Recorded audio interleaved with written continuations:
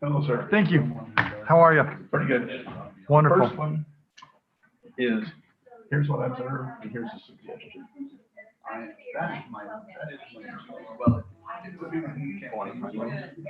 Okay. Time lapse of time.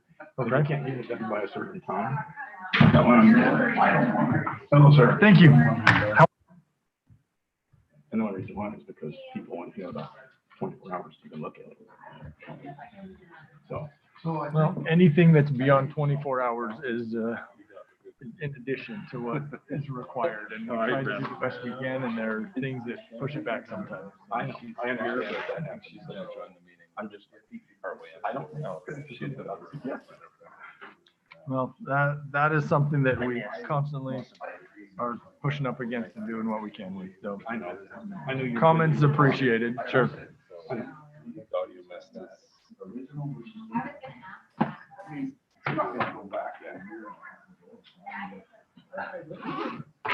Hey, Paul. Oh, Brandon. But now that I have Paul's memo, I'm prepared. I'm serious. Huh? I'm serious. What'd you say? I didn't hear. I said, now that I have your memo, we're prepared. No, I'm trying to make it so you have checkoffs. I know. Helpful. It makes it a lot easier trying to take a license. Life treating you all right? I'm still upright. Good. That's not all you can hope for anymore. Oh, there we go. Okay, we are ready to begin. Welcome, everybody. Glad to have you here tonight at our City Council meeting of April 13th, 2021. It is 6 p.m. right now, and all council members are in attendance. We will begin with a Pledge of Allegiance by Councilwoman Alberts, and then we have the great honor and privilege of hearing from a special guest, Rajan Zed, President of the University Society of Hinduism, who will give our invocation. Councilwoman Alberts. Please stand for the pledge and repeat after me. I pledge allegiance to the flag of the United States and to the republic for which it stands, one nation, under God, indivisible, with liberty and justice for all.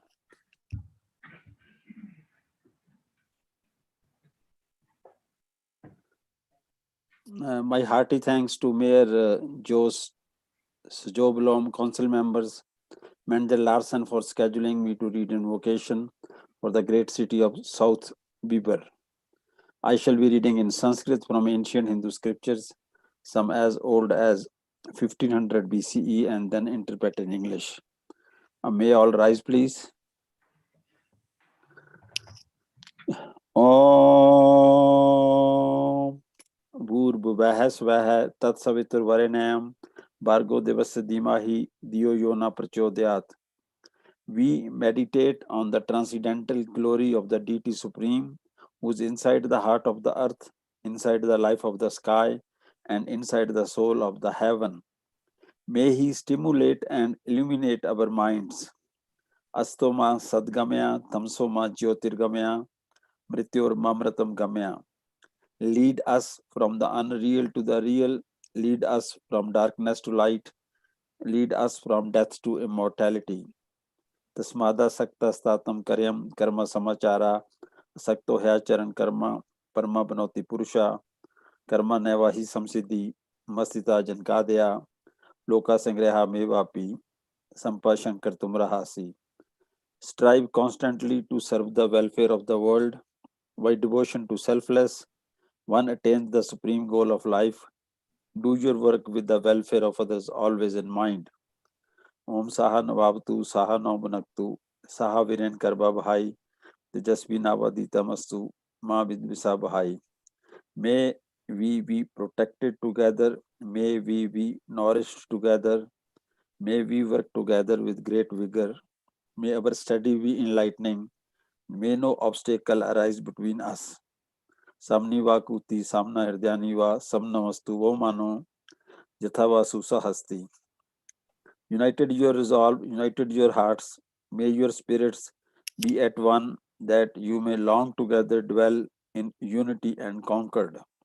Om Shanti Shanti Shanti. Peace, peace, peace be unto all. Om. Thank you. Thank you so much, President Zed. That was beautiful. We appreciate your attendance here tonight and your participation. Thank you so much. Appreciate having me. Thank you. All right. Okay. Let's move on to our public comment. Please state your name and address. Please keep your comments to 3 minutes or less. Address the entire council and know that we will not be responding during the public comment period. We're now open for public comment. Is that an echo?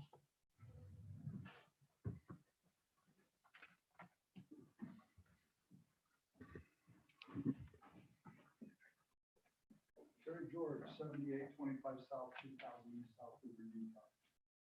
Dearly elected, quote, I believe the United States Constitution contains at least 5 divinely inspired principles versus the principle that the source of government power is the people. Given last Easter from President Dallin H. Oaks from defending our divinely inspired Constitution talk. We as humans are meant to govern ourselves to the maximum extent possible, and with as little government law as possible.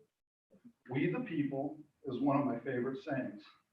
You wonderful people were elected by we the people to do what is best for we the people.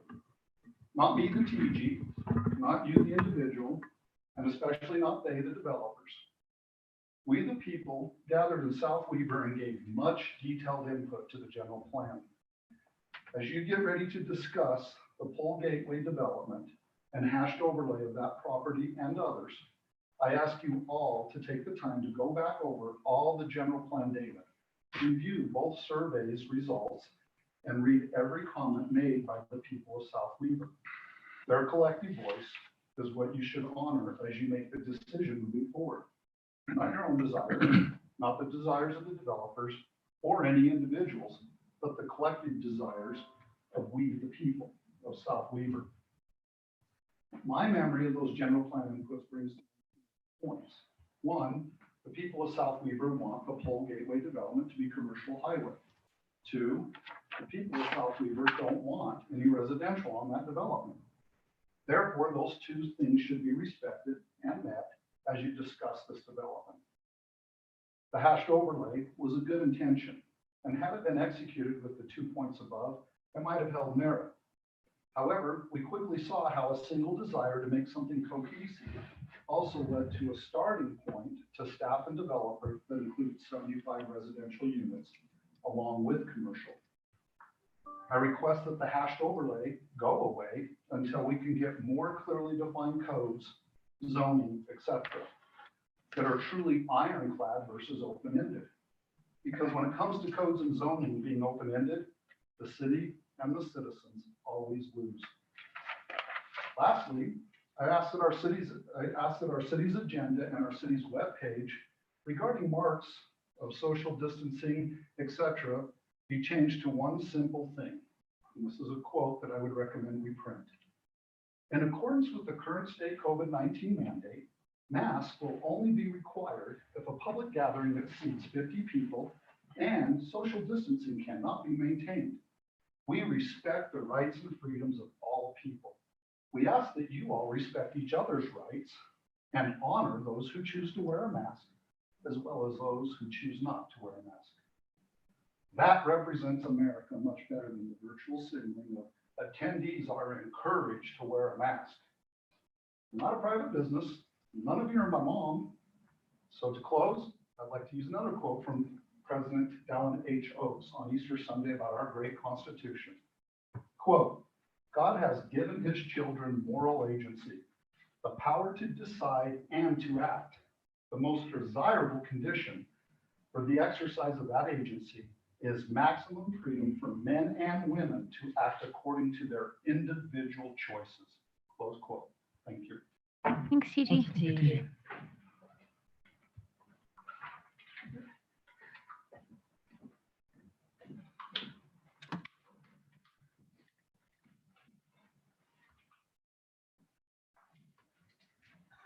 Lisa, will you check and see if that mic's on? Nope. Thank you. I think TG has a loud voice. We could hear you. So Corinne Johnson, 8020 South, 2500 East South Weber. So if there's something that I've observed and acknowledged over the last almost 2 years being involved in the city government and watching things happen on a broader scale in the United States and COVID is that things work so much better when the roles of government and the lanes of government and those things are all kind of in order. And things follow the processes and the rules and the things that are laid out, and everyone kind of stays in their lane.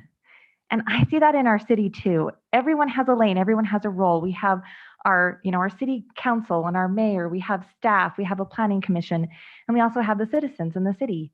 And it seems when everyone kind of stays in their lane and follows their roles and does the things that they're supposed to do as outlined in our city codes and in our city documents and our guiding documents of our city, things really go a lot better. And things stay in a balance a lot. And as citizens, we've kind of learned that. There's places for us to speak out. There's things we shouldn't do. And we are really trying to take advantage of the opportunities where it's expressly shown. General plan, public hearings, those are our opportunities to really speak out and hear in public comment. And so, I've noticed that it really does help. And when things get out of balance in the city and roles aren't defined and there's power struggles and there's lots of issues and things aren't balanced and things don't go well. And that's kind of what we've seen. We've seen it with the lofts. We've seen it with the RV park. We've seen it with the issues. And, it also includes developers in this process too, and landowners in the city as well. And so I've been thinking a lot about that. And it comes to the reality that, what really is out of balance here with this crosshatch and with this problem, with this general plan is that it just gives too much legislative power to a city council, any city council in any city. And it creates an imbalance in this whole process. City councils aren't designed to be developers. You aren't designed to be the planning commission to make wide sweeping legislative decisions. It's going to lead to imbalance and problems in the city. And that's why all of a sudden now the citizens and everybody's struggling to figure out what they're supposed to do because no one has their lane. No one knows what their role is, where the boundaries are. And this goes back to just missing this in the general plan. And I think it's something we can fix. I think it's a balance that can be restored in our city to bring things back into alignment. And my proposals along the lines of TG's is this idea that we can remove the crosshatch completely because then we are following very clear zoning codes that have been outlined in the processes and everything flows the way it's supposed to. We have our developer who works with staff. They go through the process with the planning commission. It comes to the city council. Everything's defined. We know what we're doing. And that would be a suggestion that I have, that we just remove the crosshatches from the general plan. If that's not a possibility, then we need to do more in the general plan to give limits to the city council and what they can and cannot legislate as they act, in a sense, as developers for the city in that legislative process. So some of the recommendations I would have would be first, to make sure that, let me get to my notes here, residential zones may only be applied to residential areas, and they may not exceed the highest density zone in the city. That the Planning Commission has a clear review and recommendation process and a role that's clearly defined in this. And that also public hearings, they're clearly defined when and how every public hearing happens through this process of development with a crosshatch. Also, that the development agreement may not be discussed in private committee meetings with city council members or any elected officials in the city with the developer and staff. And that there also be a 2/3 majority vote required on the development agreement. And this last one is very, very important because these are legislative decisions over a development. There needs to be more than just 3 council members, you need to have a clear 2/3 majority to make sure that it reflects and fits the vision of the entire elected body, the majority of the elected body of South Weber in that process.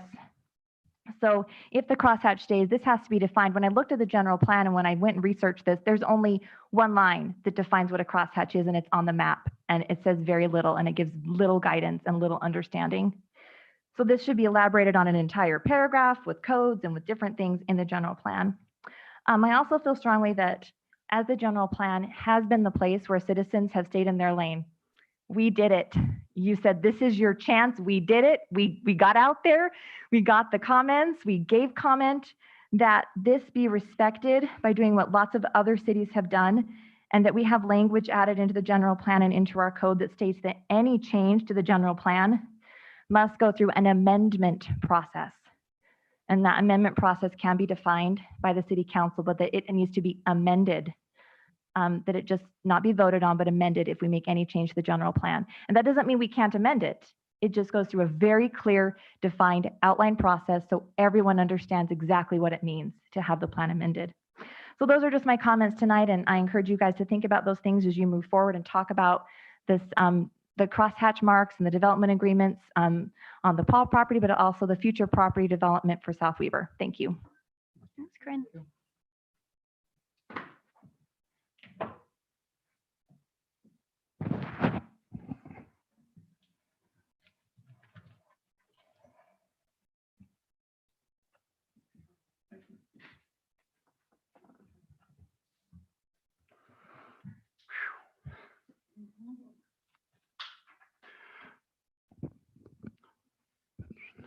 Paul Sturm, 2527 Deer Run Drive. My first comment was a general comment, and it has to do with the timeliness of the meeting packet. I have since found tonight that the staff assembling this was busy on multiple other things and was not able to get the packet out until just yesterday, sometime between about 10:30, 11 o'clock. So it did not provide a whole lot of opportunity and time where people typically spend the weekend or time on the weekend to review packet. The next is a public comment on the gateway concept design, the discussion tonight. Public comments from 9 March and 23 March meeting are included at the end of the packet that I presented to the council.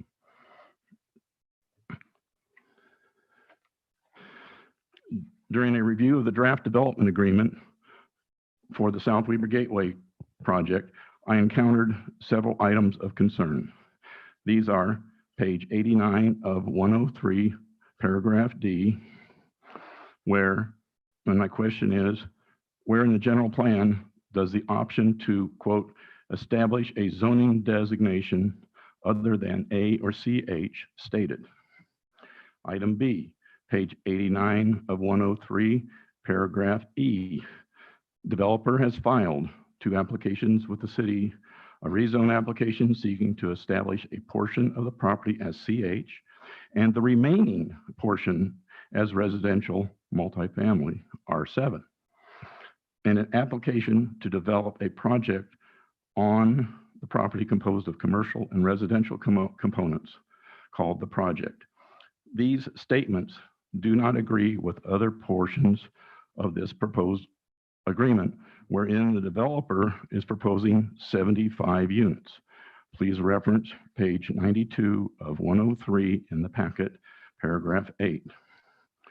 Once the CH zone proposed is removed from the entire property, it cannot be included in the available area for the R7 development, as stated by both City Council and the public many times. Page 90 of 103, paragraph I. How many times has South Weber City stated, developer acknowledges that the city is relying on the faithful performance and then been hoodwinked?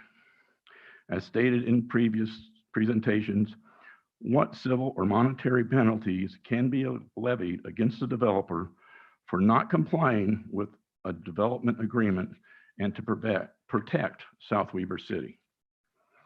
Page 92 of 103, paragraph B. This is a paragraph where the development is pushing for a maximum of 75 units, and that clearly exceeds the R7 designation. Item E, page 92 of 103, paragraph 10, height restrictions. I believe that this would be a detriment to the residents of U Drive directly south and west of the proposed development. By following the topography and the elevations shown in Exhibit A, I calculate that this would permit a structure 44 feet tall. This is calculated from a base elevation of the eastern structure of 4540 and with the lowest elevation of View Drive residents at 4578 plus the eye-line view of 6 feet. And I have the calculations here, 4578 minus 4540 plus 6 equals 44 feet. I thought the height restrictions for R7 was 34 feet. As proposed in this agreement, it would permit a variance of 10 feet. Item 3.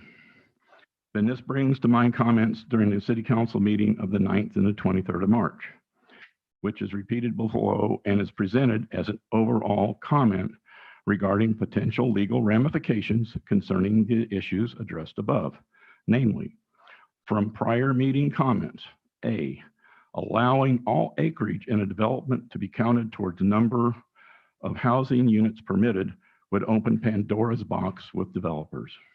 B, by permitting one developer to count all acreage and not another, such as on the Stevens property, would, as Jamie Blakesley stated during the training, create a position where South Weber City was being arbitrary and capricious and could open South Weber City to a lawsuit. And then an additional comment is, once again, South Weber City would be on a slippery slope if it were to waive height restrictions on this R7 property and then potentially not do so for another developer. The suggestion would be to not permit such a waiver. Also included in the package I handed out are the public comments from the meeting on the 9th and the 23rd of March. Thank you.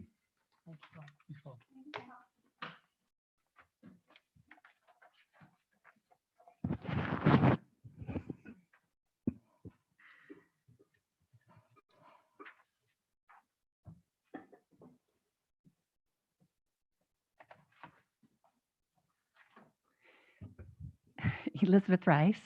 My address is 7875 South, 2310 East. And I just want to talk about the process of the general plan. We sat at the Highmark School and had meeting after meeting and discussed all different assets of it. And I was waiting for the part where we got to the commercial highway and the rezonings, and all of that was always put on hold. And then we had the pandemic, and I give you guys credit for rallying the troops. You got the surveys out there. You got the people to say. Sometimes the same thing showed up on the survey. I don't know how that happened, but I give you credit for rallying the troops. But there is the silent majority who did not participate in the general plan. The city has had their eye on this commercial property for how many years? How many years has it been on the general plan? I'd like to know that. I'd like to see how long. I know it's been at least since 2000. And my question to the citizens is, what was your property before your home was on it? Was it a Peachwood? Was it the Peach Farms? Was it the Cherry Farms? Was it the Byron property that didn't have any secondary water? Which piece of property were you allowed to develop for you to be here? And everyone who is here was a part of the history of South Weber. And yes, I have no more rights than another citizen, but I do have rights. And I feel like we've gone through the process. We've gone before the Planning Commission. We brought our developer with his plan.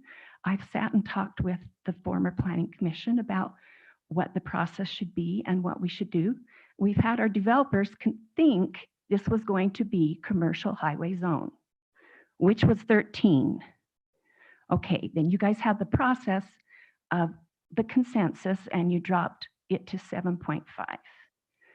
So that reduces the number pretty much in half. That completely reduced it. We had apartments and we had townhomes on the first plan that we presented to the Planning Commission.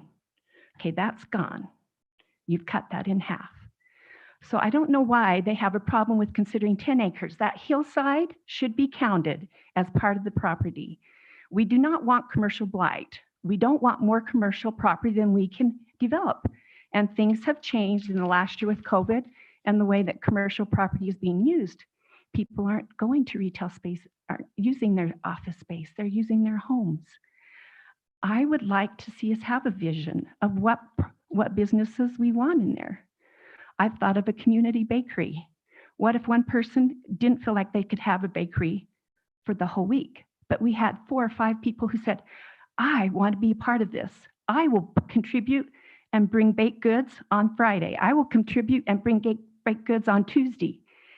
That would be something that would be, people have talked to me and said, yeah, I would like to do that, have a community bakery. We have to have vision. The other small communities in our Utah, Clinton, West Point, Syracuse, all those people that I went to high school with, their cities have completely changed. We are unique, we are small, but we are part of the Wasatch Front. And there is a great need for housing. And townhomes may not be affordable housing, but they are more affordable housing. And I don't know of anybody who doesn't love to have their kids be by them. This would give them an opportunity to be a part of our community. I don't think you look at the general plan as, so let it be written, so let it be done. I think the general plan was a consensus, and that the city council has to have a vision of the future, and they have to know what the needs are.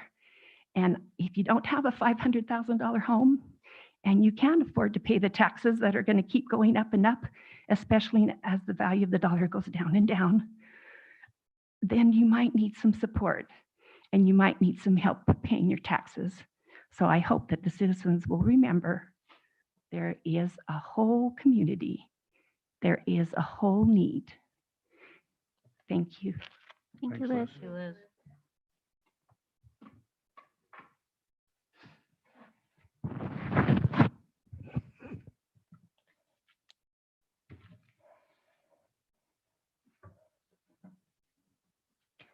Is there any further public comment?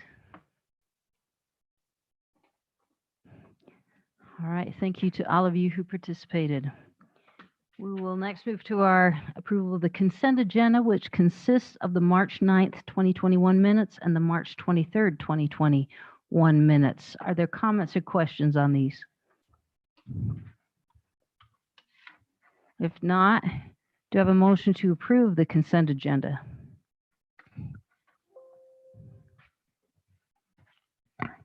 Mary, make a motion. We approve the consent agenda Thank you. Do I have a second? Is that with the changes Quinn requested? with the changes Quinn requested. And they are sitting right in front of us, correct? Yep.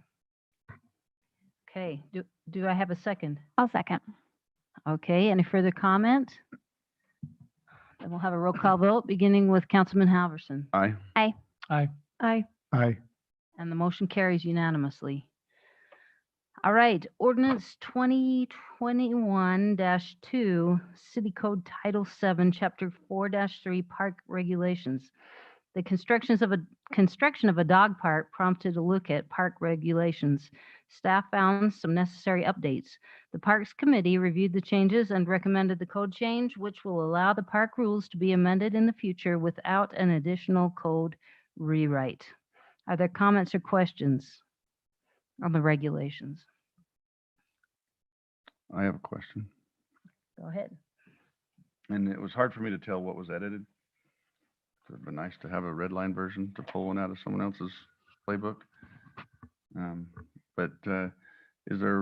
Is it because of the dog park that we changed that dogs will be allowed on a leash in all parks?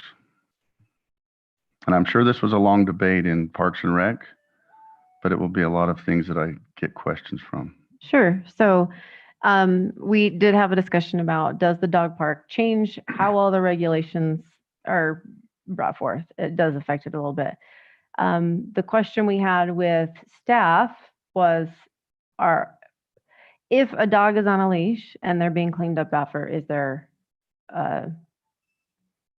significant harm or inconvenience if they are on a leash and cleaned up? Does that make a difficulty for staff or for patrons? So I'm definitely open to having a discussion. I'm sure that the rest of the Parks Committee would be on this as well. That's just been one of the debated issues for a lot of years. So that's why I was Absolutely. surprised it was changed. So, I mean, I don't have a preference. I don't take my dog to the park, so I don't care. But I don't know if there was a reason, if there was something that brought that up, or if there was something from Public Works that said it was okay. Or Well, I just worry about more maintenance for them to clean up as well, sure, because absolutely. all the time. As we had the discussion, and I'm going to borrow from Dave if that's okay. We had the discussion as we were talking about this. If we approach somebody with a dog, it's in the park, it's an education, right? One way or the other, you need to make sure you have your dog on a leash or your dog doesn't belong in the park. So it's the same outcome almost, right, with that discussion. But I am happy to hear other points of view on this. I think Wayne has something to say. I'll let Wayne, because I mean, I'm neutral. I wanted to know the background behind it. Sure. So thanks. Yeah. I struggle because there's a global issue in my mind and there's a specific issue in my mind, and yet I don't have a solution, so I don't know to bring it forward without having a solution. The global issue is, and I want to start with the tremendous lift that the Parks Committee did in this code, from going from 7 lines to what we have here is a huge benefit. And I think it's, grateful that they did that work. With regards to the question of dogs in the parks, the global issue is this and the others that we look at are not enforceable. Yes, we have teeth in them that says you could be kicked out or you can lose your privileges, but how does that get administered? Specifically to dogs not being allowed currently in parks has not prevented people from going into the parks with their dogs, and their dogs are defecating already. They haven't been able to control that. By allowing them is not going to change that. And again, it's not every dog. I mean, there's the 80-20 rule. 20% make it bad for the other 80%. I get that. But yet there's no way to enforce that. You can't have a person, a code enforcement officer sitting in the parks 24/7 monitoring what's going on. The codes are a guideline, if you will, to self-police. The idea is to have people self-monitor themselves and encourage that aspect of it. But by creating a dog park, you now give dog owners an opportunity for their pets to go and run and do what pets do, and they're responsible for cleaning up. I don't see why we want to invite that same use, even though they're on a leash, in all the other parks. There are some who are looking forward to having a dog park to know where this is where the dogs can go, and now they can go play in the other parks where that's no dogs are allowed, and there's a reasonable expectation that they're going to be, the health aspect of this code is being protected, but there's not going to be dog feces or animal feces around. I mean, I get it. I was at the Easter egg hunt. Great job, you guys. And standing by the fence, watching all the kids, and there was a pile of dog crap right there. It happens. And so inviting them to be in the parks with a leash is not going to stop that. We need to get the people to self-police and self-enforce. I'm not in favor of allowing dogs in all the parks if we're giving the dogs a place to go. And I have some other comments about the dog park and aspects of some improvements, but I don't know how you enforce it. If you allow them in there, how are you going to enforce them cleaning up after themselves? I mean, I've got people having their dogs defecate in my front yard, walking them down the sidewalk, and I can't get them to pick up their own feces doing that. So how can we expect it in the other parks? I just think we're allowing it because people are doing it anyways. But what's going to stop the detriment? And that's, I don't have an answer for that. But go ahead and take your shots at me. But that's where I'm at. I have no shots to take. This is a hard one because like you stated, they're already there. They're already bringing dogs in. Every time I go to the park, I see somebody bring a dog in. So this was kind of a hard thing. Do we allow it because they're already there? And at the end of the day, is it any different if the dog's there on a leash and it's allowed? And if a dog's not allowed, but it's there anyways? Am I making sense? From my It- perspective, if they're not allowed, you have a ordinance that says you can't have your dog here, move it, and it removes the potential. Not that people's going to stop people, but if you allow dogs to be there, now you're inviting the use, and now you're having to go around and clean up. And I think it's going to create more work for our public works staff to go through and have to police the parks and pick up after people. And again, it's not every dog owner. I love dogs. Don't have one. Had one, died. Sorry, bad memory. But you know, it's the 80-20 rule. You're going to have 20% of the people who just, oh, I'm not, and it's making it bad for everyone else. How do we get the 20% to comply? I don't know. I don't have an answer for that. So rather than introduce the use, I thought, you know what, dogs, you got your dog park now. That's where you go. You don't go to these other parks. That's for the non-dog users, if you will. That's just my opinion. Awesome. Okay. Thanks, Wayne. Are there other comments on that? I just have a question about the packet on page 34. There's a list of A through H park regulations that's not in the park, regulation thing. And in there, we specifically state the following will not be allowed in any of the city parks. Dogs either with or without a leash is listed. Bicycles are listed there, but in the actual text of it, the one we've been discussing says, dogs with a leash, Is and that our we allow original? bicycles. Yeah, Hold on. this is something that we could have That was clarified in the originally what it packet.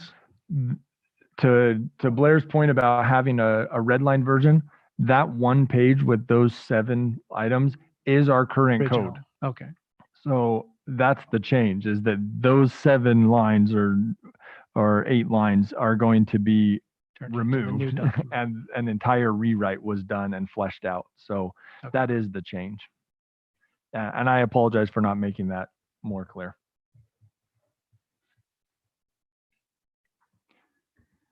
So I have a couple things, but I wanted to commend the Parks and Rec Committee for taking these 7 or 8 lines and making them 3 pages. It's very in-depth and thorough, and I appreciate the time that you guys spent on it. I have the same question about the dogs. My thought is that if we have no dogs allowed in the parks, it makes it easier to enforce, because then you're able to just see there's a dog in there and immediately let them know it's not allowed, versus seeing there's a dog in there on a leash and then watching to see if they clean up after themselves. I wish we could get a better way of enforcing this. It is a problem, unfortunately, and I don't have the answer to that either, but I think if we are adding dogs back into the parks, it's going to actually just kind of confuse the whole process a little more, and make it maybe even harder to enforce, because then you're watching to see if they're actually going to pick up after their pet or not, rather than just knowing that their pet's not allowed in there. Where we do have the dog park available, I feel like we should continue to not allow dogs in our city parks. A couple other questions I just had was on letter P, the park hours. Can the committee kind of help me understand the 5 a.m. to 11 p.m. time frame? Was there a time before on the I parks? really thought we had said 6. Quinn, do you remember? Yeah, I thought we were doing the same thing that we had everywhere else, Yeah. 6 to 10 or something. So that might be one that we overlooked. 6. Yeah. Okay. And then I hate to even bring this one up, but on M with restrooms, facilities, and maybe Jamie, you can weigh in on this, but considering the Before you even go there, thank you. there's been an amendment to that. Okay. Lisa, would you bring up, there were some additional suggestions made. And so there's a red line version with some amendments there that In our rather packet? than not in the packet, okay. no, it was after the packet was produced. A recognition that some of those items didn't show up the way that was intended. And so what you're bringing up in M was one of those items where it simply says no person and Oh. removes any reference to gender. Perfect. Thank you. I did not catch that, so I appreciate that. No, we need to show that so that you can see what those were. They're suggestions that were made in an email, and so bringing those forward so that you can see that. If there's any question or concern, you always have the opportunity to continue the item, and we can work on making this a cleaner version and addressing some of these concerns and issues, and so that you don't feel like you're legislating on the fly. Of course, you could do that if you wanted to in a motion to suggest those changes, but to make that easier, you have the opportunity to, of course, to continue it, and we can. Can we see Address that. item M, Lisa? Thank you. And as Lisa does that, to Dave's point, I have no qualms taking this back at all and changing anything. I'm not married to any of these ideas, so. Well, I think you guys have done a good job. Absolutely. If we're okay with taking dogs, and I don't want to discriminate it just to dogs, and we can say all pets, but out and make the changes that are on the line, I'm okay with adopting it because I think it's a much better document than what we currently have.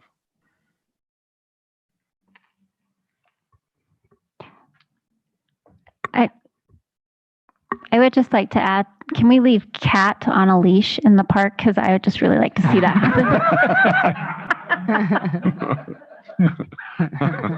happen. Just couldn't resist, could you? I really couldn't. I'm sorry. I tried, but I couldn't. Okay, So I got one question.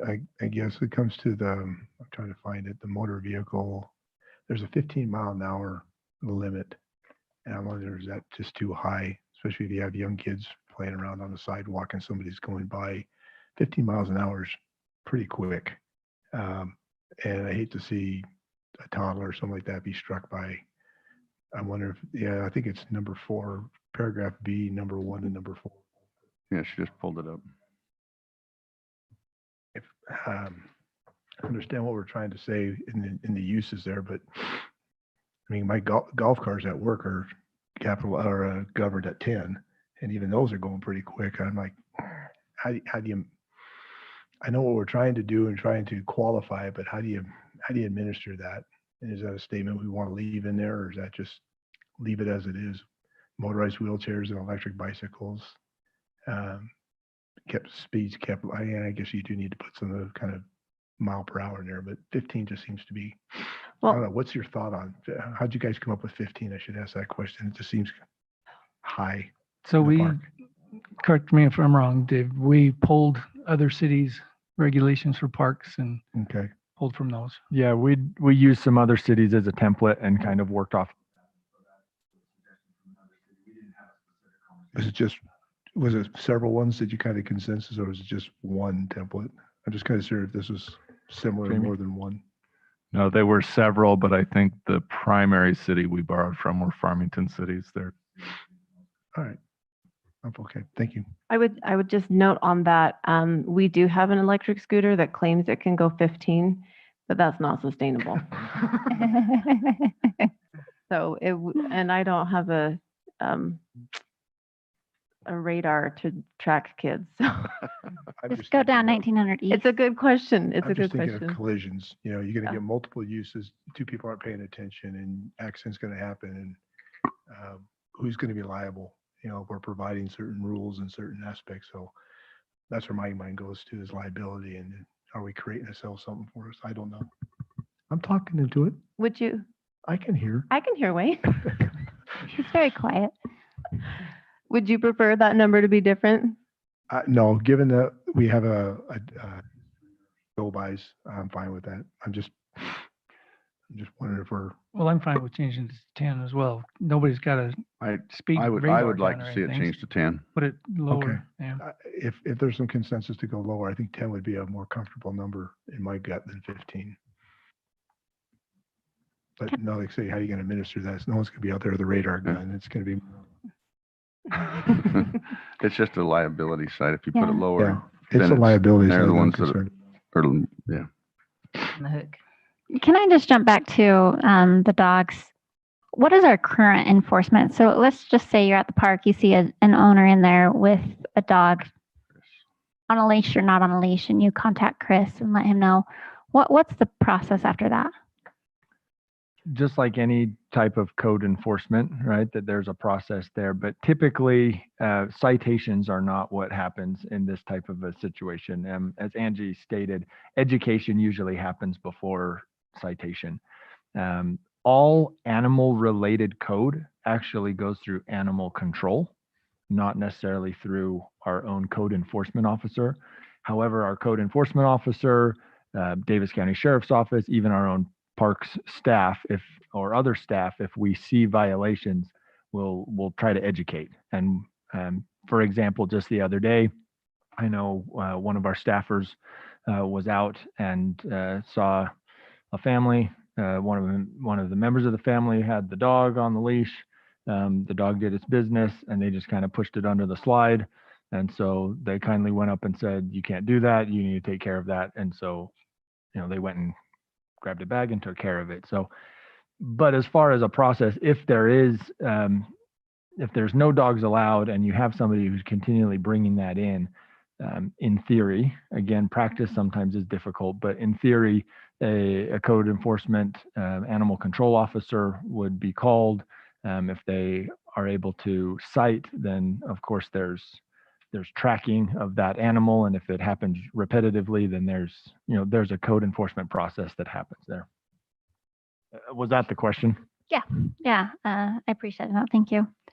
I guess the only thing I would add to the dogs, I think if we decide to add them or allow them in the parks, perhaps looking into providing doggy bags, which I know is an additional cost to the city, and so maybe not something, but something to offer to the residents who are coming if we are going to allow dogs would be something to consider, I think.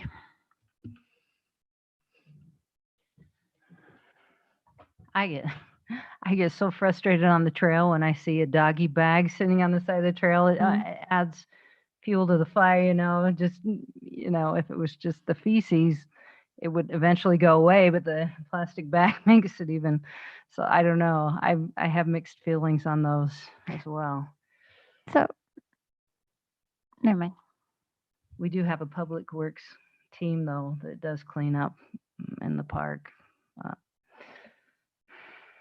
It is a problem. When we did the Easter egg hunt, it didn't help. We had just aerated the park, but there More eggs. there was a lot of dog poop, and it was hard knowing that all those kids are rushing out on there, and maybe it's dirt, maybe it's not. It's a problem. So Maybe it was better. It was just aerated. maybe, You could just know it was aerated, but you were running. maybe. Okay, well, we have some changes. Mayor, if I may. So I'm hearing remove dogs as a permitted use. Section B1, change it to 10 miles an hour, and in section M, change it with the notation where it has no person. Did I miss anything else? Yeah. Section P. The Section P. hours, section P, Oh, P. 6 to 10. 6 to 10 p.m. So I just would like to know if this is enough changes that the council wants the Parks Committee to bring this back, because we could do that pretty quickly. The only other thing I would suggest is, as Lisa has scrolled through those changes that were suggested, most of them grammatical, right? There wasn't a lot that was substantial, but there were a couple there that have already been noted. But if you wanted to include any of those other red lines that have been shown tonight. If it's easier to bring it back clean, I'm okay. I'm okay doing it either way. Well, we will be meeting tomorrow, so we may be able to just hurry and do a quick run through of this. Does that sound fair? That sounds great. Okay. is the whole council and particularly the Parks Committee okay with removing the dog on a leash from parks? Are we, I am. I'm fine with that. yes? Yep. Okay. All right, so do I have a motion to approve, table, or deny ordinance 21? Mayor, Yeah. I'll make, oh, Go for it. thank you, sir. I make a motion that we table resolution 21-20. Oh, no. Let's table, new motion. Ordinance 2021-2, City Code, Title 7, Chapter 4 to 3, Park Regulations. Tabled. Did I say that part? Until you give it, you need a table when you got to bring it back. Until our next Um, city council meeting. There you go. Next city council. Until the meeting? next city council meeting. I'll second that. Okay. Any further comment? Then we'll have a roll call vote, beginning with Councilman Windsor. Aye. Aye. Aye. Aye. The motion carries unanimously. Thank you. Item number 6. Oh, and thank you, Parks Committee, for all your hard work on this. You really have done huge improvements to these rules and regulations. So, Resolution 21-20 Dog Park Rules. With the change to Title 7, Chapter 4, park rules can be updated through resolution. The Parks Committee has reviewed the rules and is recommending specific regulations for the dog park. Mayor, Yeah, so does this based on the come last after- action, this should probably continue. continue? So do we need a formal motion to? Would you like some feedback before? I get think started? a discussion is great, but recognizing that we have not made changes to Cannot Title approve 7, it. Chapter 4, and so that this is dependent on that and should wait for that. So are there comments or questions on dog park rules? I'd like to thank the committee for the work that they've done here. It's an exceptional lift. But I do have two concerns. One, the liability that's stated in here. Not everyone who uses dog park is going to read this document. And we're going to get people from other cities out of town who are going to use the park, obviously. I don't have a problem with that. But the liability aspect, I wonder if we want to improve upon that by putting some sort of sign at the entrance that use of these premises, the user assumes all liability, or something like that, because I don't want a dog bite or injury fall back on the deep pockets. And that's one of my suggestions, if we can take it one step further. The other concern I have is occupancy. Should there be a limit to the number of occupants inside the fenced area? Given the popularity of dog parks, you could have an issue, but I don't know what that number is. But I think we should put some sort of expectation, being the occupants. I mean, you have to have I think you can have 2 dogs per 1 human, some ratio like that. So I think it would improve upon the regulations if we could have an occupancy limit. Those are my comments. An occupancy limit? That would be some sort of occupancy. How many dogs people can you have within the confines of, I mean, I don't know. Dogs need so much space to run. I know when Mark, and this is going back to when I was in the Parks Committee, they were looking at several different other cities' rules. Do you remember, Angie, if they had, or Quinn, if they had any, there was, Yeah, there were a couple other things we looked at. In here it allows each individual 2 dogs, but it doesn't say there's a maximum of 100 dogs or Yeah. 20 dogs. How but- much can the park itself Right. withstand? Is Yeah. it 50? Yeah. Is it 40?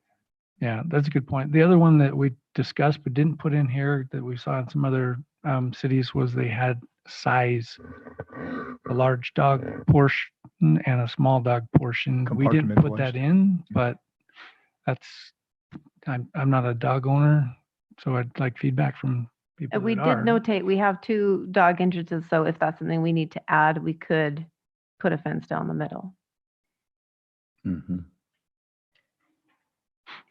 Is that something that we need to just monitor and see how it's used and with what dogs? And then if there's an issue, we'll Yeah, consider that. That's the way that I remember the committee leaving it, was we're going to leave it open. And then if there was the issue, we did have the opportunity to put a fence through the middle and split it up by size.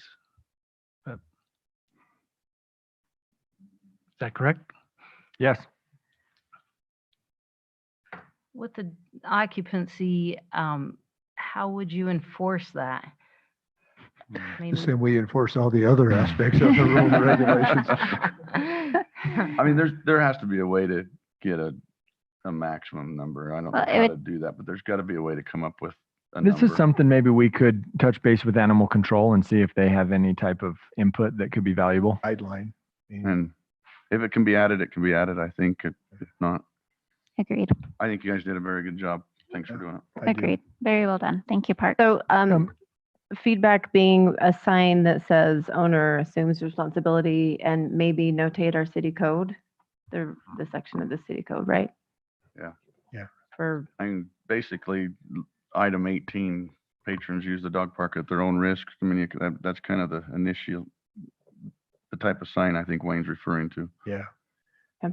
My point being is they're not going to say read this before they use it, but if you had a sign on entrance and Yeah. just like the use thereof, owner accepts all liability and responsibility. Yeah, I support that. That's a great idea.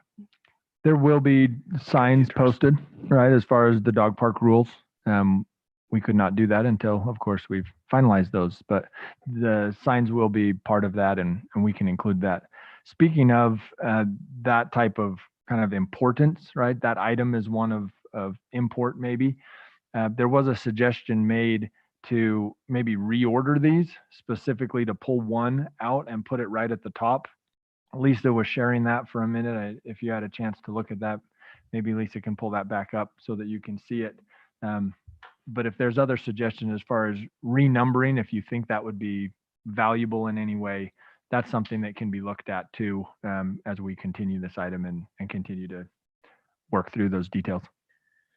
I do have one final question just on the hours, 6 a.m. to sunset daily. I'm assuming you guys did the sunset because there's no lights over there, just following the light.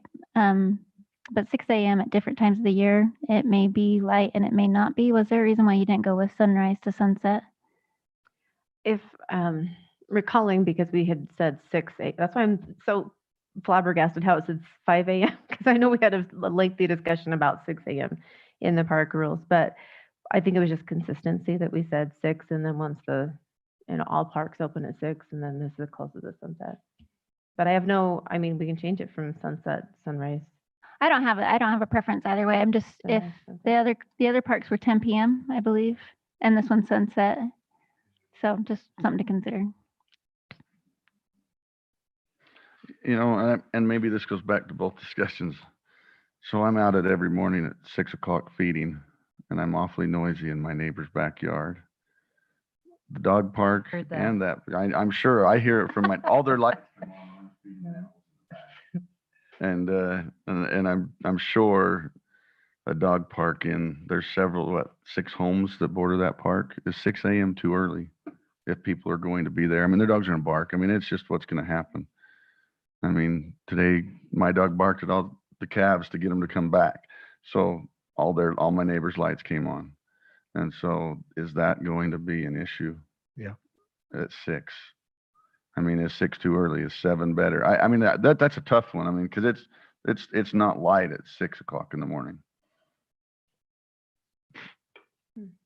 And I don't want to cause it a big dilemma or a debate over it. I just think it's. I feel like Blair's causing a big dilemma and debate. right Yeah, now. you know, this is the last thing I want to have that debate about. So I think 7 o'clock would be a better time, especially if it's going to be noisy. I support that. I'm Okay.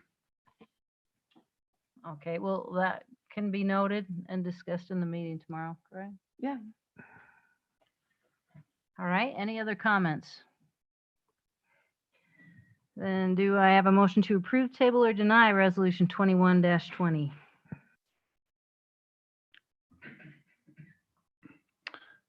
Mayor, I'll make the motion to table. Where is it? Resolution 21-20 till our next city council meeting. Second. Okay, any further comment? We'll have a roll call vote, beginning with Councilman Halverson. Aye. Aye. Aye. Aye. Aye, and thank you for your work. Yes, thank you, Parks. All right. Next item is Resolution 21-21, Sewer Management Annual Report, and Mark Johnson is here to present the Municipal Wastewater Annual Report for the year ending 2020 for South Weber City. He's also our door monitor. That's why I locked it and nobody else. Yeah, so every year I get one of these, since I've been doing it. I know it's been long before my time, but, and a lot of it, I am just getting information from separate departments, financial information, just information as to what our sewer system has in it, length of pipe and whatnot. It does have to come before the city council every year, or it should come before the city council every year to get approved. So that's what I'm here for. I appreciate you giving me some of your time. Do you want me to go down the whole thing? I'm assuming that you Just highlights beat or. it, but yeah. So there's obviously things that could use some work there. But basically, it just goes through and makes sure that our system is operating properly. We have a fairly new sewer system in regards to when all of the pipe was laid into the ground compared to some of the other neighboring cities. I know some of them still actually have clay pipe in the ground, so we are very fortunate to have a newer sewer system. And as such, we have been very fortunate to have very few backups. We haven't had any backups on our side of the system in the last year for 2020. The only problems that I have known of were from the resident side before it goes into the main line, where they've had a couple of different reasons why they've had backups into their house or even business. So, but our system currently is operating really well. Like I said, we haven't had any issues with it, and yeah, I don't know. You guys have any questions for me? Anyone have questions? Wayne? Appreciate the effort here. This is the first time I've seen this in the 5 years that I've been sitting on the council, so thanks for bringing it forward. Being on the Municipal Utilities Committee and reviewing this, it highlights two things that we've been talking about and need to make some improvements on, and that is our capital improvement reserves and revenues aspect on the sewer fund, as well as our asset management program. And this just highlights those two things we've been talking about. So as a committee, we need to renew our emphasis and maybe work towards that. I do appreciate the effort and you put forth on here. Did you know toward the end, there's one question that was left blank? Was it, if it's been presented? There was one that was like, if it's been presented to the city council, that was left blank since. No, there was another one before that. It was a question that was not answered and I didn't know. It's on page 62. On part 6, SSPM evaluation, has the SSMP been adopted by the permitting government? Oh, no, not that one. Yeah, that's the one I was with blank. Sorry. Yeah, you are correct. Yeah, that one I did leave blank since it, I wanted to bring it before you guys. So that, and then I have to report it to the state after it gets adopted, if you guys approve it. Yeah. So It's a good report. It's, like I say, it does highlight some things we need to work on. I had highlighted just a few things, and Wayne brought them up just to see if we can help our Parks and Rec, or nope, not wrong one, Public Works get caught up. So admin and finance, or municipality, sorry, was brought up. Sorry, let me scroll down. Page 62, the emergency response and the safety plan for the sewer systems. I feel like public safety would be one that could work with that on that one. But the one I wasn't sure about was on page, forgive me, 54. Do you maintain a plan of operations? That was a no. Where would that go that we could work on that? Yeah, that's something that needs to be kind of addressed. So what we've been doing in the past is our plan of operations has just kind of been, I don't know if you want to call it word of mouth.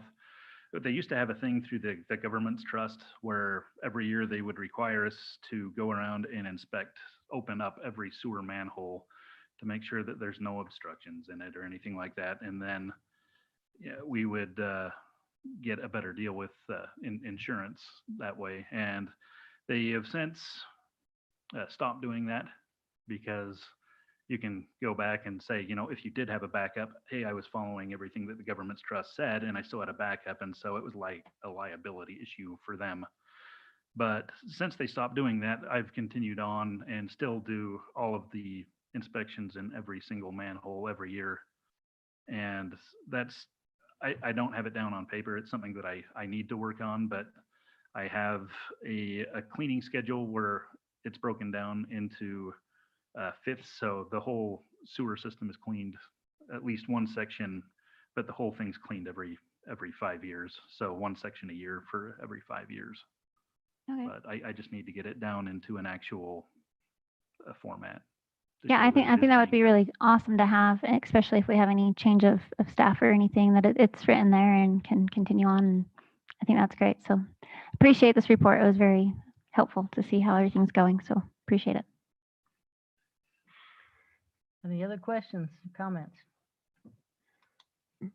Mayor, if I may. Yes. I think that this report does a number of really good things for us. And one of those is to recognize that our sewer system is run really well. But it also does, because of the nature of the questions, do you have this? Do you have that? Whenever you put a no, it makes a little flag for you. So if we want these answers to change, right, this is essentially an informational report that we give to the, want those answers to change, then these committees can work on that and make those answers more in line with what we'd like. Appreciate you coming to do it. Yeah, thank you. Yes, thank you, Mark. Appreciate you. Thank you. And In the old analogy, what's crap to you is bread and butter to him. is that true, Mark? May I make a motion? We approve resolution 2121, adopting the municipal wastewater planning program 2020 report. Seconded. Thank you. Any further comment? Let's have a roll call vote, beginning with Councilman Windsor. Aye. Aye. Aye. Aye. The motion carries unanimously. Appreciate you, Mark, and appreciate all Public Works team. You guys do a great job, so thank you. All right. Resolution 21-22, Cottonwood Drive paving project.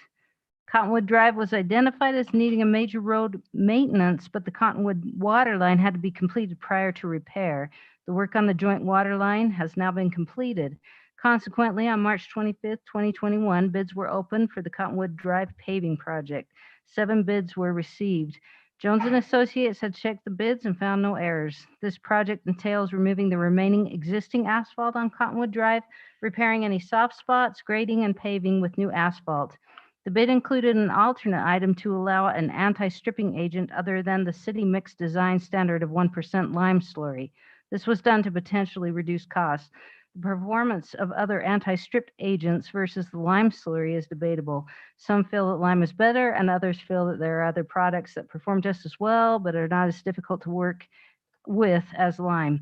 After having discussed the matter at length with Mark Larson and others, it was felt that the savings were not enough to justify doing something different. After reviewing all bids, engineer Brandon Jones recommends that the council award the project to Post Construction Company with their low bid of $221,040. This recommendation is also based upon the contractor's experience and a proven history of quality work for the city. Are there comments or questions? And hearing none, do I have a motion to approve resolution 21-22? Mayor, I'll make that motion to approve resolution 21-22 Cottonwood Drive paving project. I'll second. To So post construction. what? Let me pull up the other page, sorry. Awarded to Post Construction Company with their bid of $221,040. Thank you. Do I have a second? I'll second. Okay, any further comments? We'll have a roll call vote, beginning with Councilman Halverson. Aye. Aye. Aye. Aye. Aye. Motion carries unanimously. Brandon, you did a good job budgeting. Yeah, nice job, Brandon. Thank you. I Yeah, guess we got to give him a shout out when it's like that big a savings. they're very good. That's a rare thing on that much of a difference. Yeah. But Yeah. when do they anticipate starting? I don't know. I haven't talked to them. I was waiting for tonight, but they do need to be complete before the end of June. Because I do believe there's 2 batch plants now open. Yeah, So I anticipate that they'll begin as soon as possible. Do they have a completion date they're supposed to be done by? June. Yeah, the end of June. End of June. Okay. Thank you. Can you tell me how this aligns with our application for grant money, SIP, I believe it was, for this project, correct? With the trail around or the sidewalk. How would we proceed with that if we were to get the grant? If you were to get the grant, then we would adjust the edges of the pavement as it was installed with this project. Okay. Wouldn't redo the whole road. We would just adjust the edges accordingly. So now with this project, we would change our plan if we were to get the grant to adjust the edges of the. Well, for this to be completed by the end of June, I mean, are you talking about right now? Yeah, I don't know when those are awarded, those grants. Do you? Well, I don't know the exact dates of when those will be awarded, but this project is going to need to move forward just as it is. The road's already torn up, and so which we were trying to save money on that by not doing all of the repairs on that because we knew this project was coming. Right. So if we were to get awarded, most of the funding cycles for those different things that we've put in for grant funding don't Or fund 3 or 4 immediately anyway. years. So the scenario is really that we will go and pave this road, and if we get something awarded, then we would adjust to what gets paved this time. It would be, again, making adjustments along the edge of the road for It would just the happen. trails or other things like that if we were awarded. Okay. I don't know if I answered your question. For those that are interested, a grant application was put in to see if there could be improvements along the side of the road related to the trail there, not anything to do with the pavement itself. And so the projects are unrelated, but there is potential there that we're hopeful. The Parks Committee had worked on that grant application. So if that gets funded, then that work would happen separate and distinct from this project. All right, thank you. All right, item number 9, Resolution 21-23, First Amendment to the Development Agreement for Riverside RV Park. On March 9th, 2021, Riverside requested 2 amendments to the development agreement recorded on November 5th, 2020. First, a landscaping variation, and second, a fencing change. The council agreed on the change to the fencing to a sound wall, but requested further changes to the proposed landscaping. The developer is bringing back the modified plan for approval. Are there questions or comments on that plan? Are they not going to be here today? I guess not. I'm on Zoom. If I can speak, I apologize. I don't know if it's coming through. Can you hear me? Yes, we can. Hey, this is McKay Winkle, developer, Riverside RV Park. Hello, everyone. Hi, McKay. Thanks for joining us. Yeah, thanks for having me remotely. So I don't know if I should just kind of talk through this. I didn't see the plan in the packet sent, but the last meeting, it was suggested that we go with a drought tolerant grass as opposed to some of the gravel we had pitched last time. So we looked at several different options, talked to some experts, and came up with a grass that requires a lot less watering. It's a fine fescue. I don't know, Lisa, if you have that photo. of kind of what it looks like, as well as some of the characteristics of it. But our plan was, so that's according to the website. So that's, I'm sure, under perfect lighting and watering and fertilizing conditions. But what we had asked that our landscape guy go do is go back to the original approved landscape plan, and in the locations of Kentucky bluegrass to put this stuff, which he did. I don't know, do you guys have a copy of the new plan? Yes, we do. Okay, good. So a couple of things I noticed in that we kind of scrambled to get that in on time, and so some of the changes I want to call out, and we don't really have this in a table, but we added this grass around the cabin units in the center of the park. We also changed to wood chips in the tent sites down in the bottom. And I don't know if you've got the two plans side by side, but it almost looks like in the new plan, the boundary of the new fescue grass shrunk around the office. That's not the intent. I think we still plan to keep the same kind of location as the first plan. If this grass is what people say it is, we talked to this grass specialist in Lehigh. We would like to be able to substitute this stuff in areas where, some of the areas where it says, native grasses. I think it might look a little better. Sorry, McKay, can I interrupt you? Lisa, it's page 70. Sorry, McKay. No, you're good.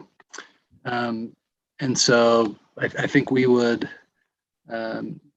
we added kind of a note on the native grass legend there that just says, native grass and wildflower mix or other drought tolerant grass. We added that language because I think if this fine fescue that we're putting on all the sites is adequate, we'd put that fine fescue probably more in the area of the registration building and make all that nice green grass looking, but also on the I-84 boundary. And let's see. Let's see what else. What other changes we did? We reduced some of the shrubs on the row on the riverside spaces, and let's see. I think another change was, so we did, and I apologize, I meant to have a better picture of this, but the spaces on the I-84 side, we left this gravel between, but they're going to be kind of those tall grasses that or kind of give some privacy to those spaces. And I still think that'll look better than just grass there. I think it'll be a really clean, modern, they're kind of those tall Carl Forrester grasses that, are kind of those real tall, tan wheat looking things, or most of them, but I think it'll look better with the gravel there, and then we'll just water, those shrubs there. So we took out grass on those I-84 sides, but I truly think it's not just trying to save money on watering, but I do think that would look better in that area. And so hopefully that's all right. But we may have a lead on some secondary water for watering. We're still pursuing that and really hope we can get that. In the case that we do get secondary water, we're more than happy to go back to a prettier Kentucky bluegrass, or if this fine fescue looks good and does use less water, I'm not sure what it's really going to look like. The people there said they're actually putting it into their own lawns. It's drought tolerant. It's soft. It's not bunchy. It grows like a carpet. and you water it significantly less. And so I'm optimistic about it, but at the same time, I don't want to give up on the secondary water for this site. One other note that did not get included in this new plan that I'd like to add, we had told the landscape guy to change the gravel color on the riverside of the units, and he did it on a couple of them, but not all of them. Instead of that gray chat, we wanted to have it that Nephi cobble, they call it. It's has a little more color in it. It's a little prettier. So kind of at the rear of the sites on the riverside, we'd like to be able to interchangeably, or if we could just substitute the wording in there that that gray chat could also be Nephi cobble on those backsides on the riverside RV spaces. Okay, thank you, McKay. Are there questions or comments from McKay? I have a few. Yep. So McKay, it would have been really helpful if you would have kept your original map and your new one and outline this in your request so that we could see exactly what it was. I had to go through and study the old map to the new map. And you touched on a lot of the things that I saw. I also saw, if I'm correct, sites 71 and 72 were changed from a back end to a pull through to minimize the dog park. Yeah, those were changed. Because we relocated the dog park, I apologize, I forgot to mention that. The dog park's going in the very tail of the site. And so it just left kind of an awkward kind of green space. And so we thought for convenience, it'd be better for those folks getting in and out to make that a pull through space. And I think they're a little more desirable of a space, but yes, that was a change as well. So are you saying the dog park would be over with the tent sites or up against the river? It's our property has a unique tail past the tent sites. Oh, I know what you're speaking of. Okay. And anyway, we plan to put it there, and we. So some other things. I apologize. Yeah, that's not shown on this new one. That got left out, but the dog park is in that little tail in the bottom. Thank you. So I checked all of your things. You mentioned just now that you got rid of some sort of shrubs. I'm going to lay out these numbers here for you. I have the same number of trees, and you added 4 evergreens, but you removed 182 shrubs. You removed 500 annuals and perennials. You removed 164 decorative grasses. You added 10,000 square feet of mulch. You added 15,000 square feet of rock. You removed 8,000 square feet of wild grasses. In total, you removed almost 850 plants and flowers.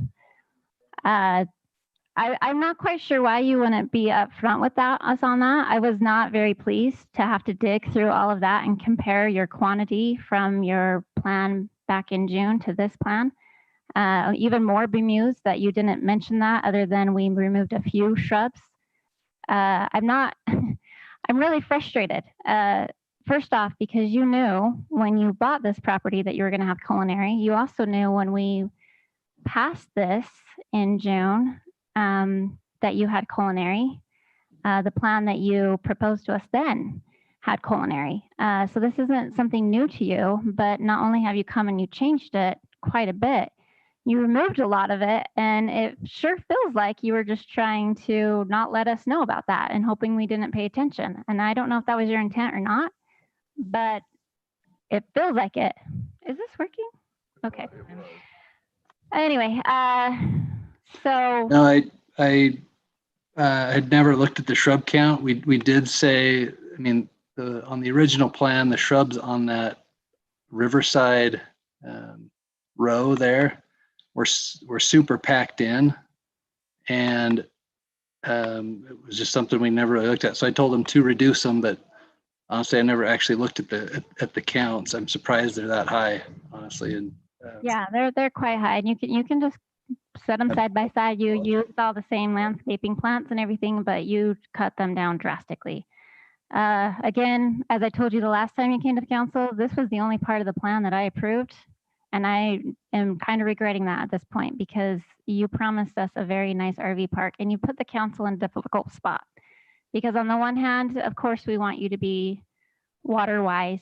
We want you to conserve water. But on the other hand, we also had a plan that you prepared for us under the exact same conditions you're under right now, but that you had culinary water.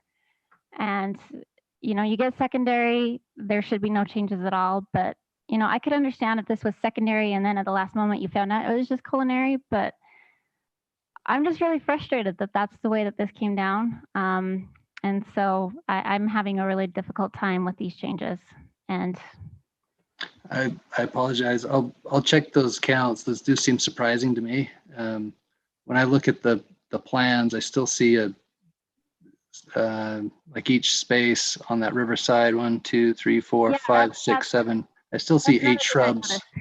Actually, if you look at your plans, you didn't actually change it on the plans. It looks like a lot of them are still there. And I didn't go through it that time that closely because after that I'd been spending an hour. But if you just take your quantity from your previous plan and just go down one by one on your quantity, you'll see that you greatly, drastically reduced them between the old plan and this proposed plan. Okay, yeah, I honestly never looked at the counts, but just to see that the shrubs were still there in a you know, some quantity, but yeah, we can remedy that. Again, I apologize to start this out like that. It was not at all to pull anything over on you guys or not address that properly. I just hadn't reviewed the counts specifically. Honestly, the rest of the instructions to the guy were go back to the original plan, reduce the shrubs on that riverside, and put grasses, add grasses to the cabins, and use this fine fescue, and then kind of change some of the gravel colors and wood chips. Honestly, I got the drawing within and sent it in for city council within about 10 minutes. We were just trying to get it in and submitted real quick, and so I didn't have a ton of time to review it. Anyway. All right, thank you, McKay. Are there other questions? I guess on that note, McKay, I feel like if you didn't have very much time to review this before you submitted it, that perhaps maybe we should take more time to review this before we approve it because there are some significant differences. Let's hit those so we can get it right. I mean, we do plan to reduce some shrubs. I don't know if you feel like those are going to be locked in or keep as we had them, or if you're open to reducing them. I'm not sure where you'd like to start for some feedback, but open to that. Is the intent to reduce the number of shrubs just the initial cost up front or watering or both? What's the? It's both, honestly. So my thoughts to that, McKay, is a few shrubs may not make too much of a difference to your watering. I mean, if you're charged by the 1,000 per gallons, you know, you're talking maybe you use all of these plants that were in the original plan was, you know, some 4,900 gallons. We still charge you for 4,000, and you lower the amount of shrubs and you use 4,200 gallons of water. You're still charged to the 4,000. So in the end, or is it rounded up? Either way, in the end, I don't know that it's that big of a significant. I mean, if you're talking a few shrubs, I'm not sure that that's significantly going to impact your watering. I don't even know if this many would significantly impact your watering just because we do charge it by the 1,000 gallons.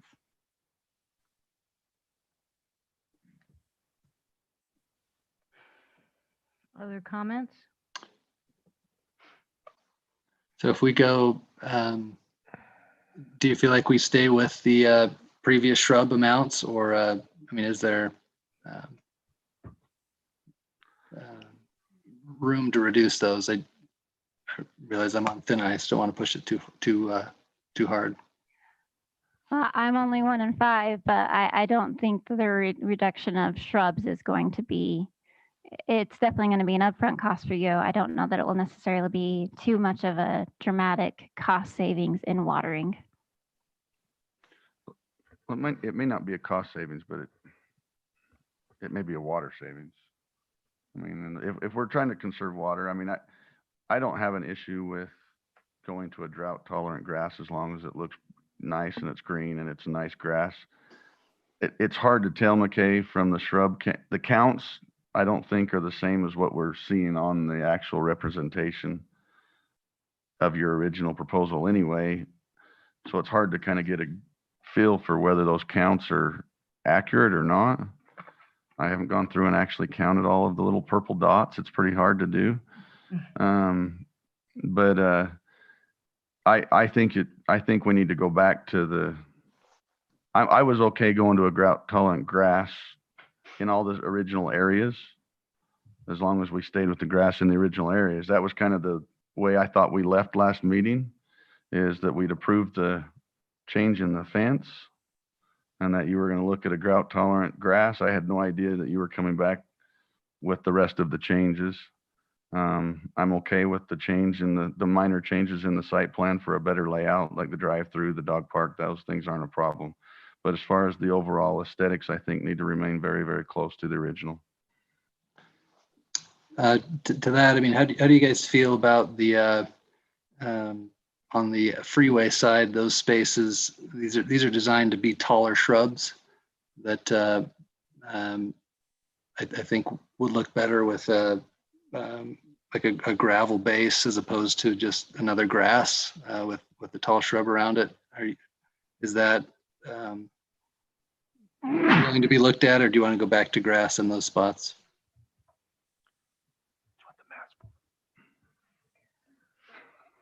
I'm not a The grasses, I can understand the grasses conserving water. You know, those shrubs, they all have drips, or they should.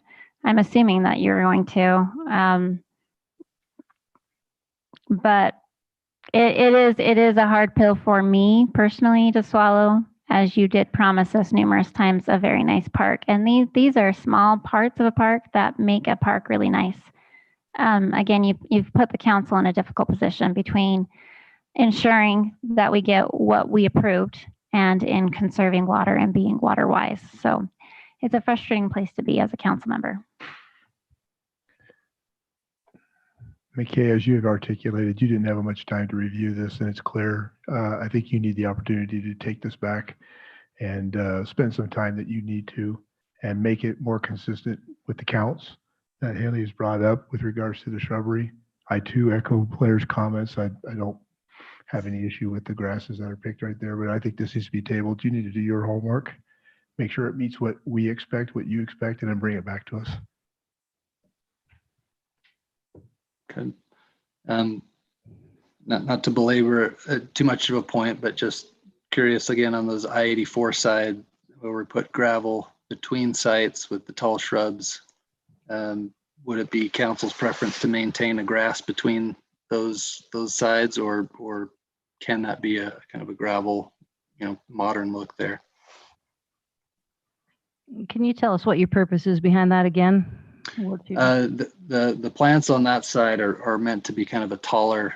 I don't know if I can share my screen, but it's called the Carl Forrester, very kind of tall, tan, and a modern plant, as well as kind of some other. I think the other one is, I'm not sure if it's an evergreen, but it's a green, tall plant as well that just gives a little bit of privacy as well as kind of elevation. I could Google something to share here with you, but. So you think it wouldn't look as good with the grass to the side of it as it would with gravel? I would prefer to see something if you have it. Yeah, I can, if I can throw it on my, let me see if I can share the screen here. You should be able to. Okay, so it'll be a, here's a photo. So let me go share screen here.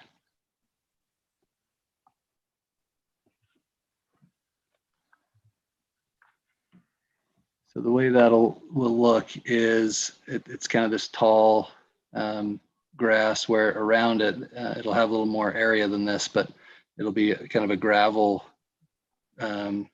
base around it with these grasses kind of going up tall. Here's another look with that does look like it's gravel, but they're these just real tall, spread out grasses that are just kind of a clean, modern look there in the gravel. But let's see if I can find another one for you here that's in gravel. But anyway, it's that kind of look on that side. But if it's you like grass, that's fine. We can do that. If that's the bush, how do you put grass in between it and mow it? You almost don't. I agree. There's not really a separation or a border to kind of highlight it. I personally think the gravel would look better with that type of a long grass. And I think you indicated at the beginning you were doing that because you wanted to give a little bit more privacy than just a flat grass between them. Right. I like taller grass between. Yeah, I mean, we still had this plant in the original plan, and that's kind of what it was intended to do was be tall and give a little bit of privacy between units. Let me.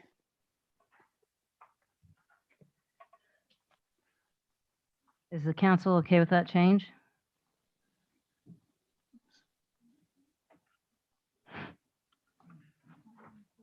I'm okay with the taller grass between them. I mean, the taller grass is going to be there regardless. It's really is. Whether we have grass. Whether you have gravel or grass between those spaces on the freeway side. I'm trying to get the other plant so it kind of alternates with that Carl Forrester, and then one other that I'm not sure the decal, honestly, but I was going to show that one. It's more of a green. Again, taller plant for privacy, but. Is there a reason why you're choosing gravel instead of the mulch? We could do mulch there. I'd be a great use of that mulch for sure.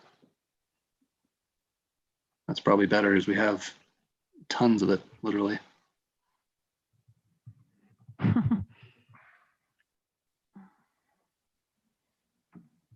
So are we okay with the change?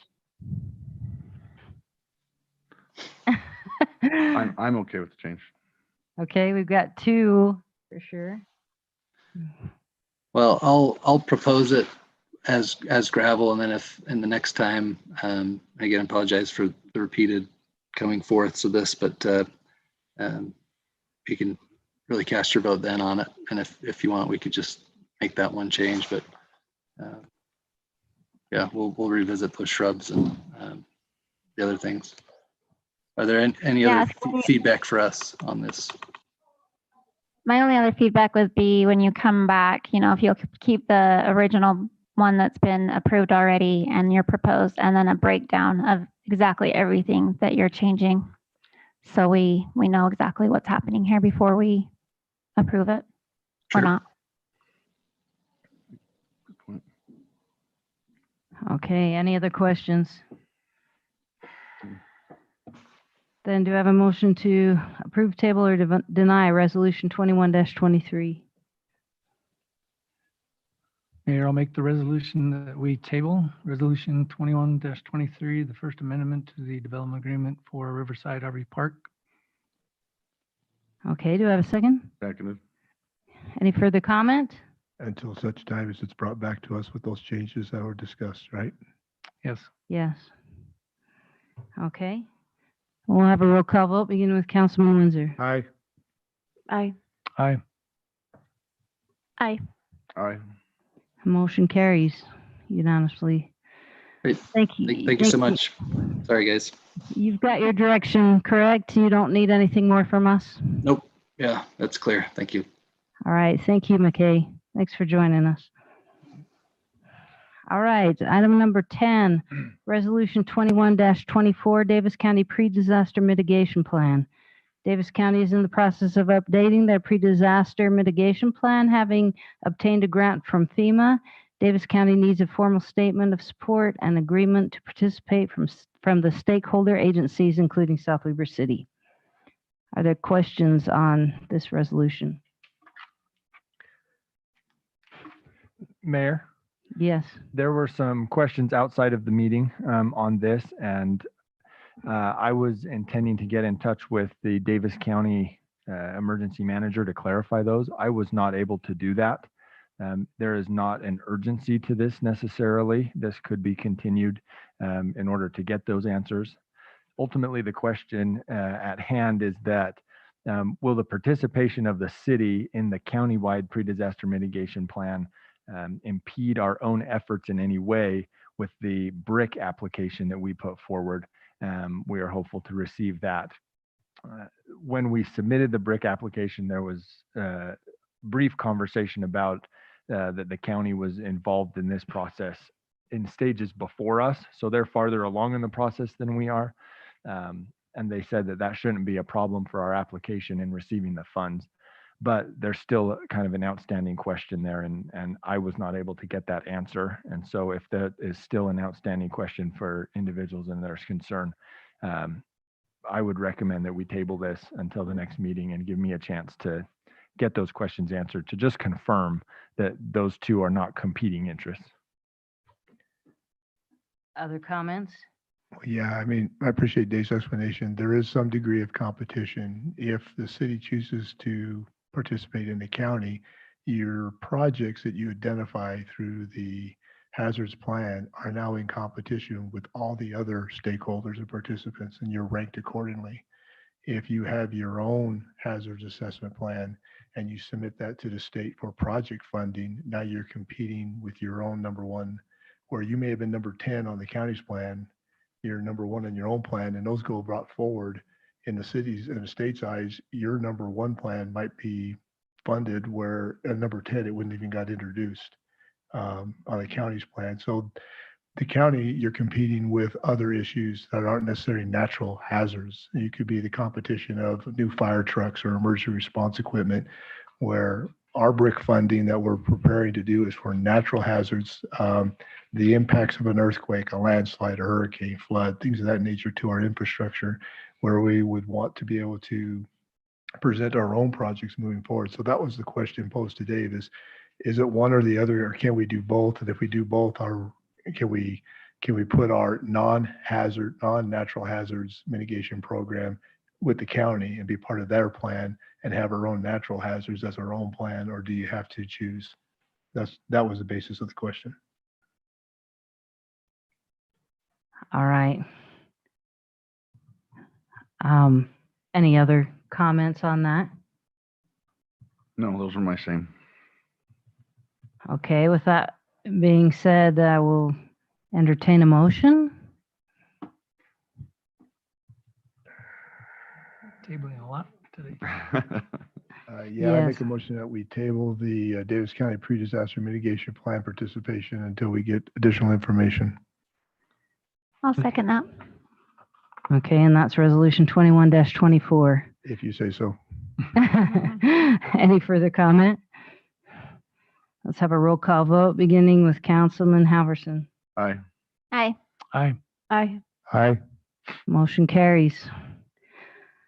All right. The next item is a discussion on the development approach for the general plan crosshatch, and I want to turn the time over to Dave to lead that. I'd first refer you to the item introduction. Ultimately, this is a conversation tonight that we brought up a couple of weeks ago in reports, and the council asked to have some time to think through it a little bit and then bring forward for specific discussion.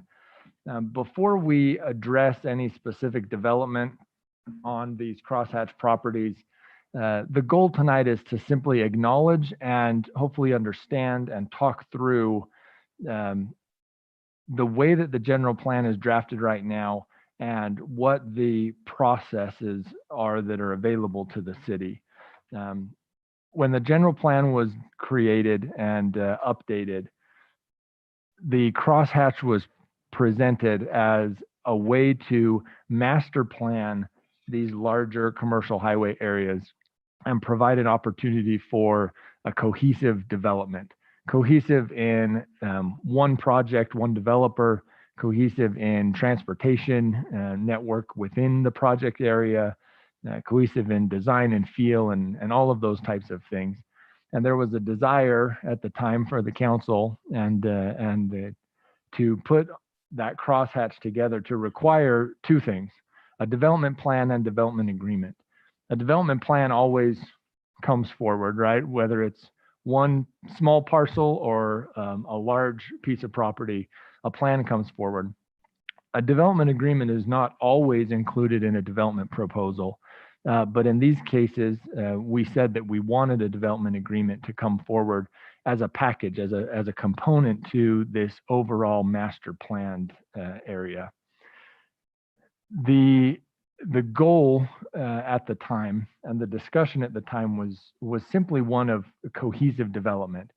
And I think that there was an understanding at the time that we wanted it to come forward as one project designed together so that we could gain the benefits of that cohesive design and project completion, even if there was phasing plan, but it would be all master planned together. As individual projects have come forward and discussion has taken place, I know that there has been quite a bit of discussion about the various elements of the project. And on all of the properties that have so far brought forward concept plans. And so before proceeding much farther down the path, we want to just simply pause and have a discussion at the 30,000-foot view of the approach. And if we do not do the master plan, development plan approach, where we require those things together on the entirety of the acreage, the only other option is to go through a subdivision process where you parcel off a piece at a time when a development is ready. If there's an end user in mind that wants to build a kind of a piece at a time. A good example of that process is on the north side of South Weber Drive, where we have the Burley Burger Little Caesars building. That all at one point on that north side was, and still is owned by the same individual. And they're developing it a piece at a time as they have an end tenant who's ready to build. That works very well in that case with the idea that it's all right along that frontage of South Weber Drive. Once you get deeper and you have a larger parcel that needs a little bit more internal movement, I think that was the discussion point during the general plan process. So the council has every opportunity to pick which process they feel is best and pick which approach the council wants to stick with. The decision was made during the general plan update process that we wanted the benefits of the one approach. As we've had rubber meet the road, so to speak, and had development proposals and concepts plan, I think there's been maybe a hesitation on that. And so before giving too much more direction to any of these developers that have brought forward concepts, we just need to solidify which approach we're using. The council has the ability to choose that as a legislative decision. In the packet, there's a little table, and it's not an all-inclusive, all-encompassing table, but it does put a side-by-side comparison to the two approaches.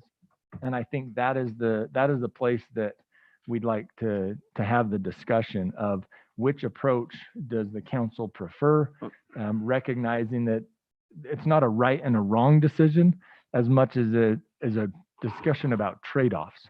You get certain things when you get a single project, but you also give up certain things when it's a single project.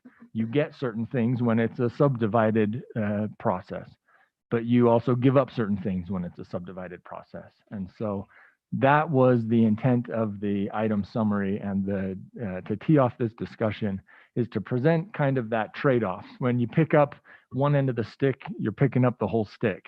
And so we just need to pick a stick to pick up, and then that will help determine which where to go from here on the various project proposals and the parcels that have the crosshatch on it.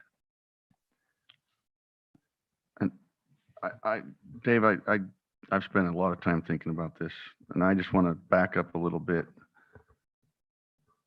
And before we get into this, I stepped back and I viewed a few of these parcels as if I owned these parcels. We're assuming already that the people who own these properties don't have the right to parcel these properties. If the Pauls want to sell 2 acres and keep the rest, they have every right to sell 2 acres and keep the rest.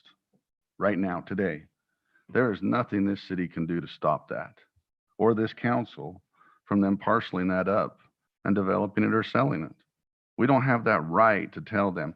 We did not put in their master plan. We put in their development agreement. We already require a development agreement for anything over, what, 2 acres? We're really not requiring a whole lot different with this crosshatch than what we are already of a commercial development or any development or a commercial highway development, correct? We require development agreement. The only wording different is development plan. Doesn't say we have to master plan this whole thing.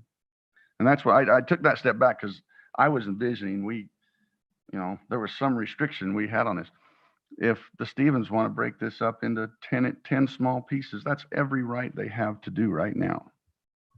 And we can't tell them they can't parcel this thing out.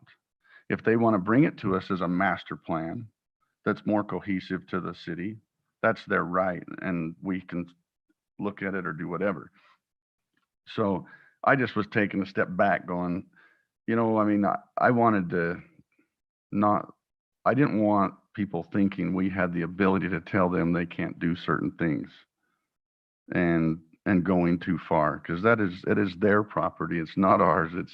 It's theirs to do with, with the restrictions in the city code. I understand that, but if they want to parcel it, they have every right to do that already. So I think the bigger decision for me is it going to stay commercial highway as the general plan says, or are you going to allow some residential development portion of it on that piece of property, and which gets into your charge? But it's a little different than saying master plan versus parcel, I think, because we're not requiring. I don't even see where it says we're requiring that.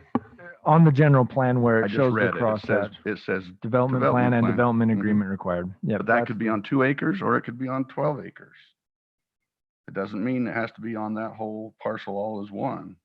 They could parcel that off and do a development plan for that 2 acres. That's their right.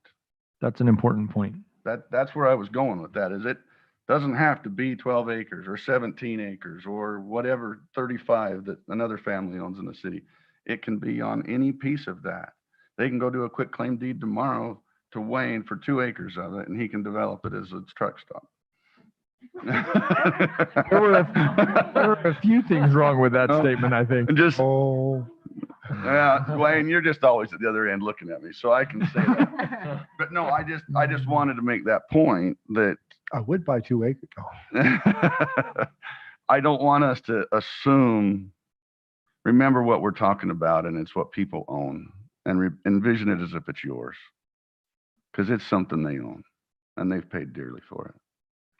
So I'll let the discussion begin based on all of that.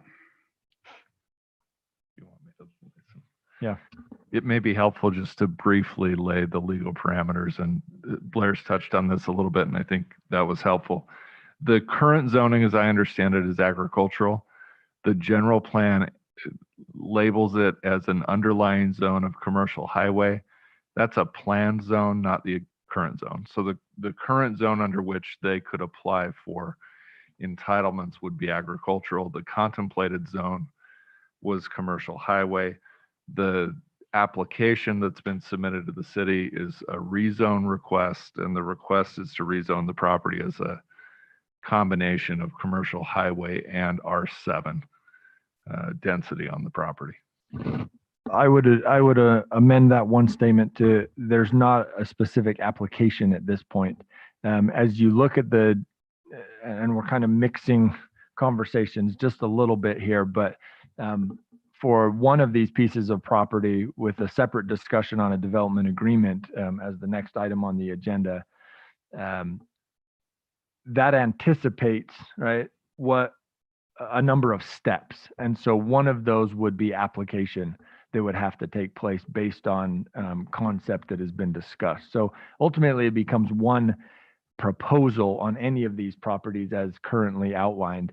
And so a development agreement as one of the pieces would have to state that a rezone is part of the development process. It is not saying that that has already taken place. It is just anticipating, right, in its draft form that at a future date, those steps would have taken place, though they have not yet. Does that make sense? And then I read the development agreement the same way Blair does, that the only thing it states is, quote, development plan and agreement required. There are things you can imply from that, but not anything that's stated directly. And the way I've read it is it's implying that for any zoning other than agricultural or commercial highway, that a development agreement would be the next logical step for the city to take in doing that. Okay. Are there comments from the council? Thank you, Blair, for yours.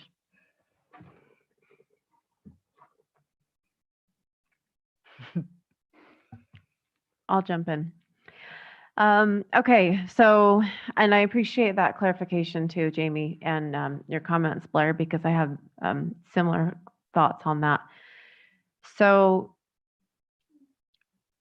as I look at this plan, or this table rather, I feel like for us to think long-term for South Weber, that a master plan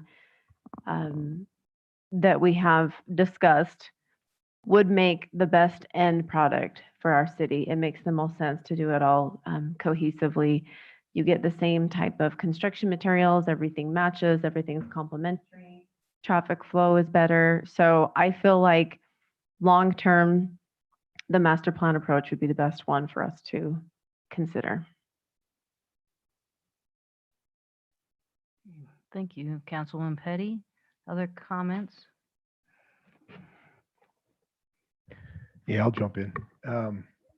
The intent of the crosshatch, having worked with the mixed use committee and getting to the general plan, was just that, to have a vision for the entire colored area, if you will. I'm not going to say parcel. And Blair's right. They could be broken up into 1, 2, 3, whatever subdivisions they wanted. But the idea was for that parcel to have a plan, a vision going into it, and an agreement to hold that vision in place for successive owners. That's it's taken on a different life, you know, as to how it was brought back to us, and it was using other aspects of our zones, which was not intended. And even I got caught up with, oh, okay, if we need a compromise to have commercial, we're going to have to put some, I guess what the word, anchor development in there to make the commercial run. And so now we're putting it into a place to have a compromise. And I've gotten to the place where it's like, you know what, the general plan was intended to have the vision of commercial there. If commercial's not going to fly for 9 acres, then maybe it'll fly for 1 acre or 2 acres. But the plan was to have commercial there. I wish we could start over and amend the general plan as listed earlier. Just take the crosshatching out and let the owner bring forth what they want. If they want to rezone it into a residential, then that's their right to bring it forth as a residential, and they can bring it forward and go through the process as they seem fit. You know, but the vision of the general plan was to have it commercial. That's one of our last areas to do that. But it's their, you know, their choice as to how they want to do that. From my perspective, the master plan's not working. And so even though I think it was a good idea, it's not working in concept. So I think we go back to the subdivision process and let them bring it forth as they want and we live with the outcome. We hope they would do as Dan Murray has done with the Burley Burger and the State Farm and those areas, and they maintain the motif and they maintain that concept flow, but they do it as they need it. But so I guess I'm not arguing against, but I'm arguing a different point of view, and I think the subdivision would be the way to go. But I also think we probably need to amend the general plan so we don't have this argument or discussion, in the future on the other property, and just pull it off and just leave it as projected commercial highway and let the codes determine what can go there. Thank you. Other comments?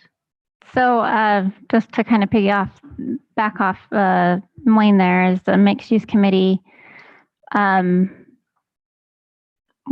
summarized it very well.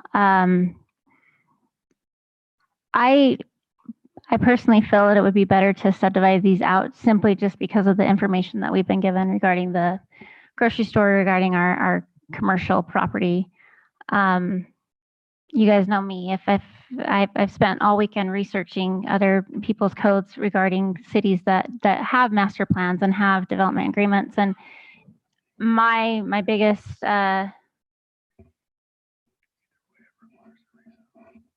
I can't think of the word.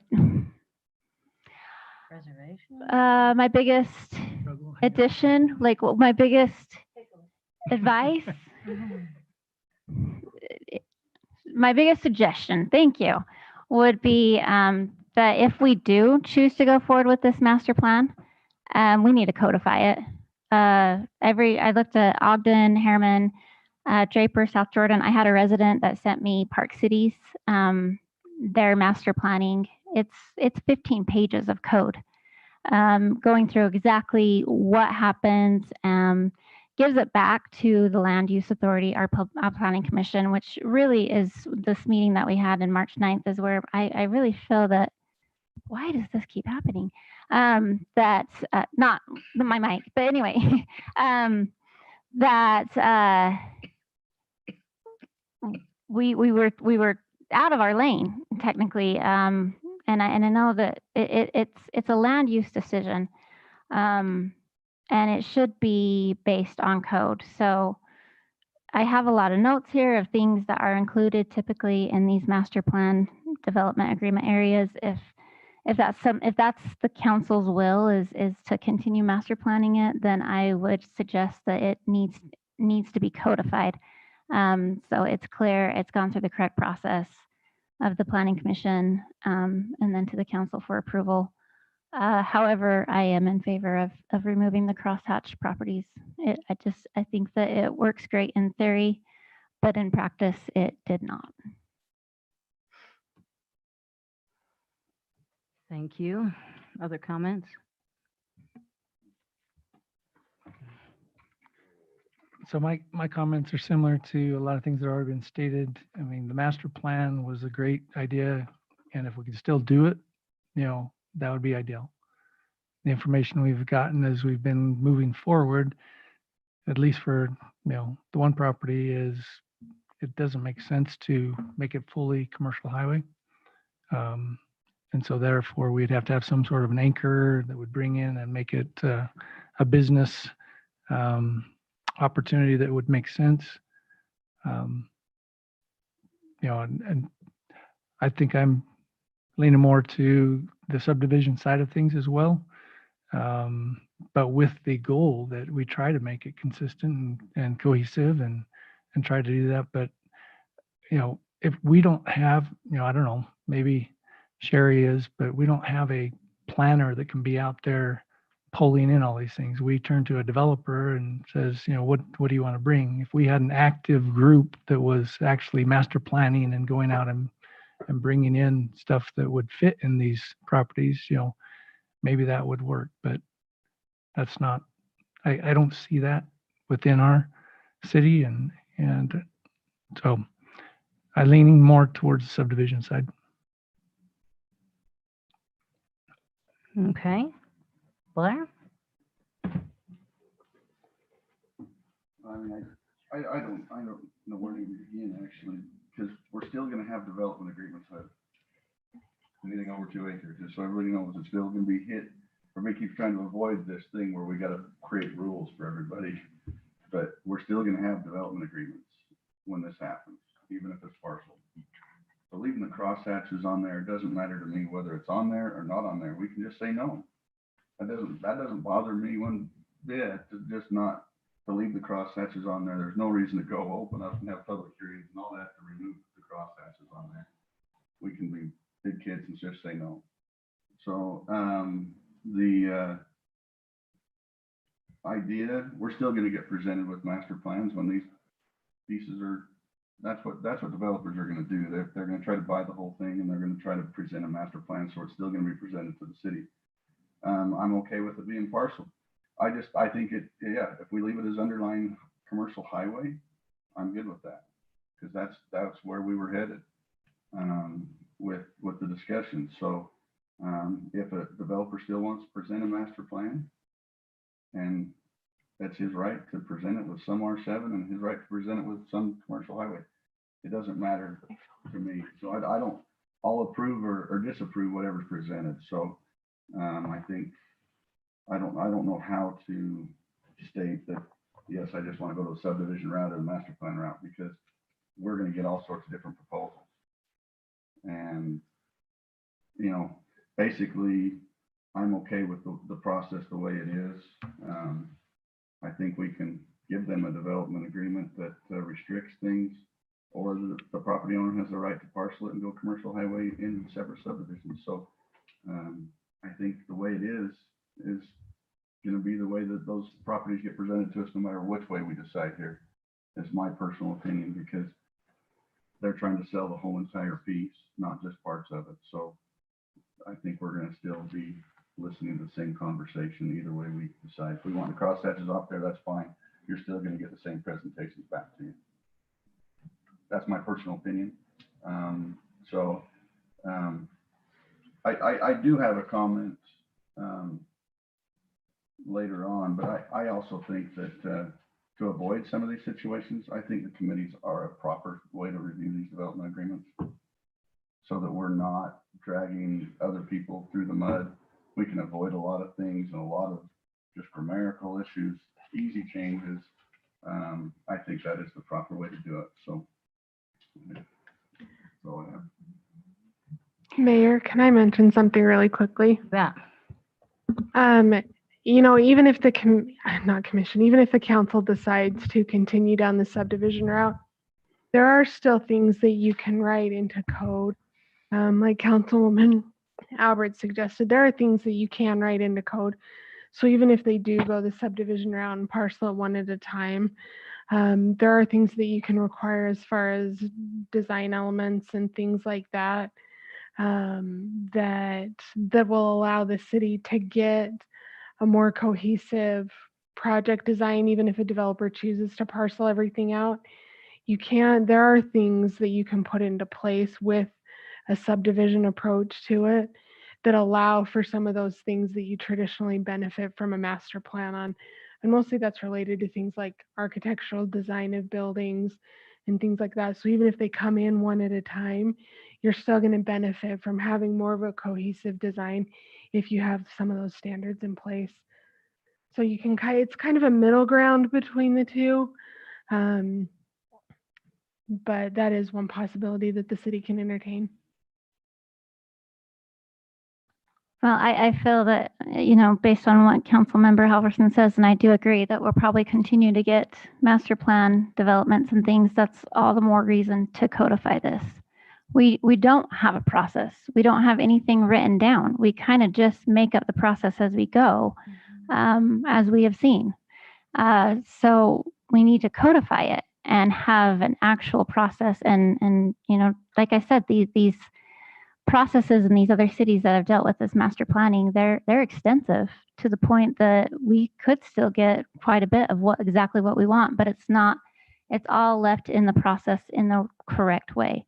Going to the land use authorities through a PC code or through a code revision, accepted by the council. Everyone goes through the exact same process. It doesn't matter if this council moves on, if our city manager moves on. It's clear, it's laid out, it's right there, and everybody knows exactly the process. and it was done the correct way. So if master plans are something we're going to continue to get, or even development agreements, because that's another thing that most cities do have codified. We have nothing on development agreements. So if that's still, those are still two items that are present in our situation, then I just really urge us to look into codifying this type of process. Haley, if I may, I agree completely as far as beefing up our code, but I somewhat disagree with the idea that there's not a process and that this process is out of alignment with other developments that have come to the city. And it goes to the point that Wayne made as far as a property owner has the right to come and make a request. And we've talked about that a little bit, but whether the general plan says CH or whether the general plan had said mixed use or whether the general plan had been portion CH and others, on any of these properties, a property owner has the right to come and request something outside of that. If this did not have a crosshatch on it and staff had received a phone call and said, here's my concept, staff would have said that is not in alignment with general plan because it has other elements outside of the projected zoning. And we've seen this many times where they say, well, I'd still like to see if the council would entertain that. And the reason for that is the act of zoning is the legislative decision of what are the property rights there for development. The general plan is not the action that grants that. That's not the legislative moment that grants those rights. And so the general plan is an important document that informs those zoning decisions, but that process is still yet to play out. But the process is there, and it would be no different than any other development. So I hope you don't feel like we're making it up as we go, because we do have a standard process that goes through concept. Forgive me, that's not, I didn't mean exactly those steps. I meant as far as the details of this development agreement, where we are making it up. We are making up what our residential will be. We are making up what our building height will be. Those are all within a flexible legislative review, which in other cities that I have studied is written into, it's codified, and it gives parameters of the planning commission. And it usually, there's some variant to that where our land use authorities are able to make those decisions, which is then recommended to the council. But in this situation, we have a council that's making parameters that is then going to the planning commission. So it's causing a little bit of confusion, I think. I just think that the process of the details of, thank you for clarifying, not the order of when the property owner comes and things, but the details of the master planning, the details of the development agreement. If those are codified, it gives the land use authority where the parameters they can work within. You're absolutely right. And because our code does not have some of those details, the master plan idea, the development plan and development agreement is the chance for the council to create those parameters. When you talk about having it codified, that's simply the council making that decision before the concept comes forward, right? And then the land use authority, the planning commission and staff goes through that process with those parameters in place.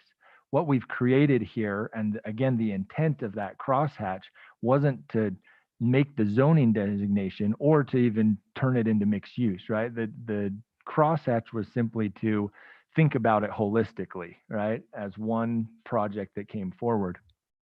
But the process would be the same as far as the land use authority takes their direction from the legislative body who puts that code in place. So again, I agree 100% as far as beefing up the code and making sure that's clear.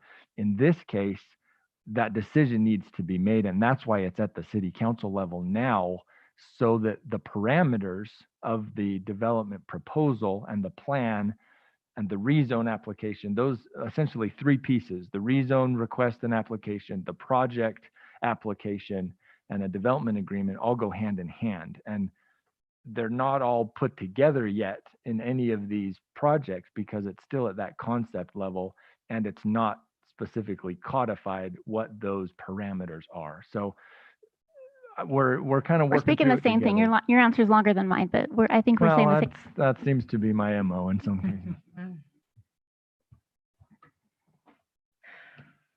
Any other comments? Just to the comment that in theory this works and in practice it doesn't work for us. We haven't done it yet.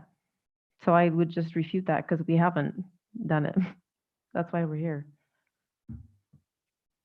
My intention was what the code committee or the mixed use committee's intentions were of as far as putting it on there. In practice, we're good. In theory, it didn't turn, at least not the way that I understood it. And I know I'm grateful for the opportunity we have to talk about this, because I know even at the time that we approved the general plan that I said this process of these crosshatches, it's not clear what's happening. And that's what I mean by in practice, it didn't carry out quite the way that we, at least in my brain, it was not intended this way. Okay, understood. Thank you.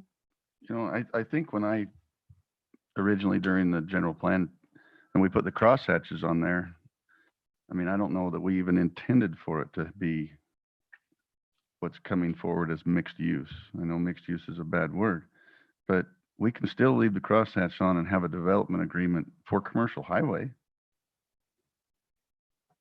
and leave it a straight commercial. And that would be an awesome plan, and even let them to do it in phases, because then it is a cohesive development. That's why I don't want to take the crosshatches off. I mean, it doesn't say we have to change the underlying zone or the projected land use. It doesn't say that anywhere. It doesn't say we have to say yes to a residential component of that. It's just saying a development agreement and the development plan. That's what it says. So again, I like the idea of a master plan. So,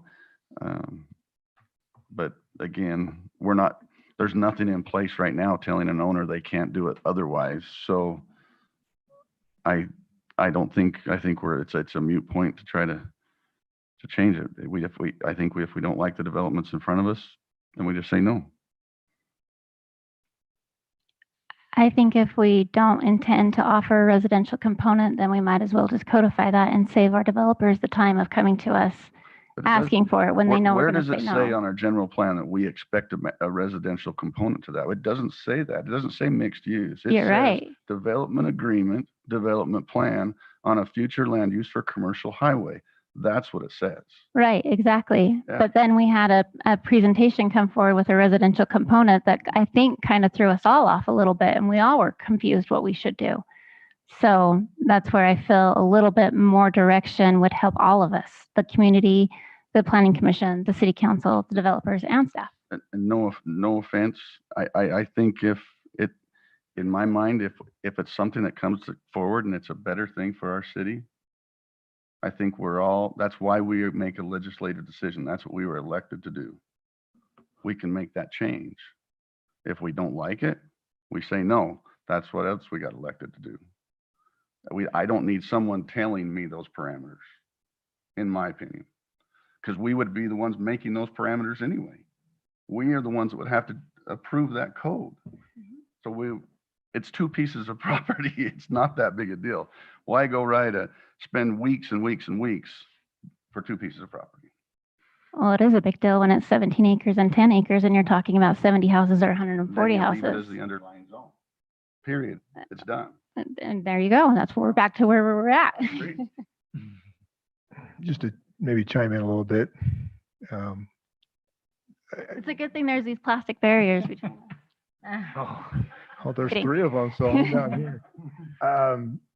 Just listening to the conversation and trying to develop some thought process here, I think troubling me, or I'm zeroing in on, is we're combining several administrative and legislative steps in this whole development plan process. I don't disagree with what Blair said or what Haley is saying, but what was presented, if we want to use the example of the Paul property, was a zone change, 2 different zone changes on top of a concept plan that was bypassing a public hearing, which would normally go to the planning commission for the zone change before we would approve. And so some aspects of the development plan were out of step with the normal administrative process. And I think that's what we're getting caught up with, or maybe the public's getting caught up with, in that we're putting together a development agreement that projects or purports to have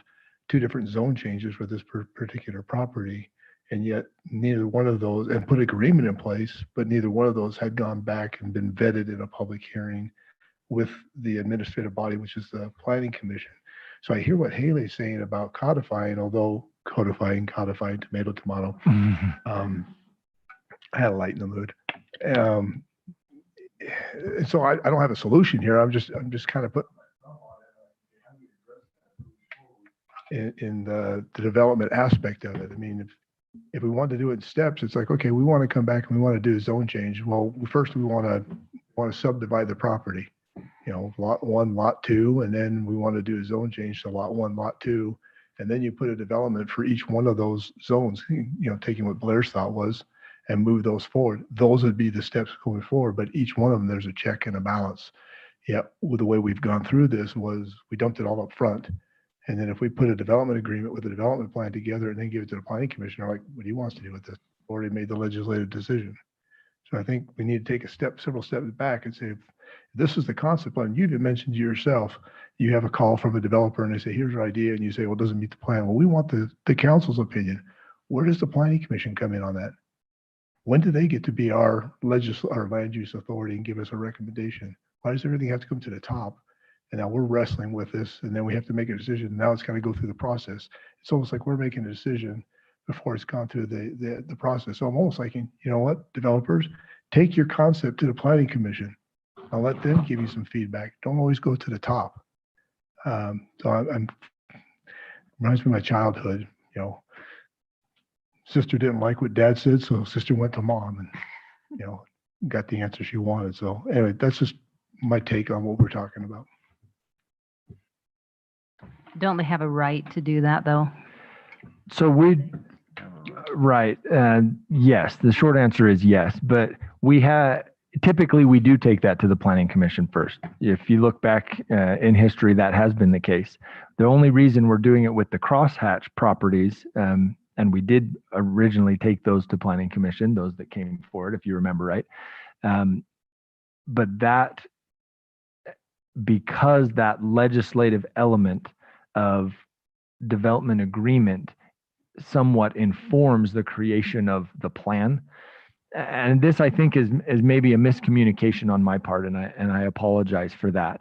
But all of these pieces will still go through the standard public hearing process, and approval will not take place until, to use your phrase, has been vetted through that process. And it is a public process, and all of these components are public, right? All of this is happening so that it can go through that public process. A rezone application would be required. Again, the development agreements would have to address zoning, but it's been stated by this body in the past meetings that that decision ultimately is not made until the whole package is seen. And so, yes, we're working a piece at a time and talking about components and things like that. And ultimately, I do apologize for that misunderstanding and miscommunication as far as the process goes. I guess I just haven't been clear, as I've tried to state that before, that this still will go through all of those steps of a rezone application, a development application that goes through public hearings at the planning commission for preliminary plan, for site plan, for rezone.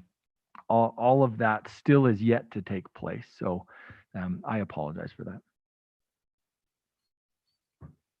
I think concern is like we say, okay, yeah, we'd be willing to entertain 100 unit ERUs, you know, before that process takes place, then that puts us in a hard position. And that puts the planning commission in a hard position. Sure. I don't disagree.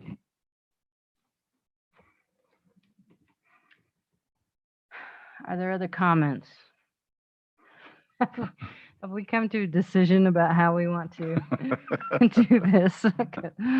I'll just add one comment, and I'm one of the newer ones with this process, but I remember it being stated that the original process of going through the planning commission and all that, they would go through a lot of effort, a lot of money, whatever.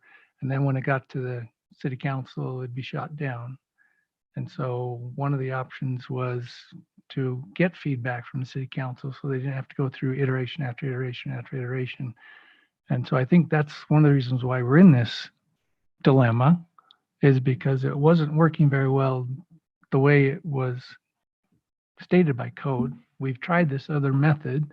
It's not really that much clearer. So anyway, I don't have a resolution.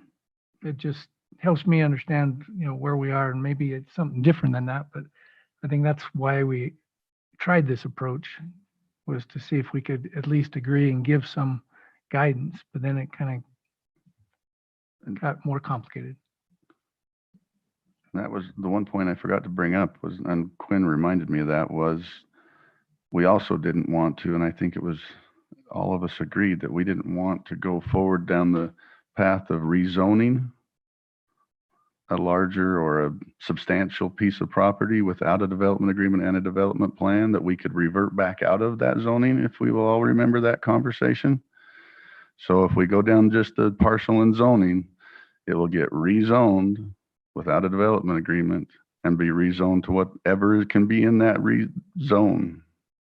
So we're opening ourselves back up for that too.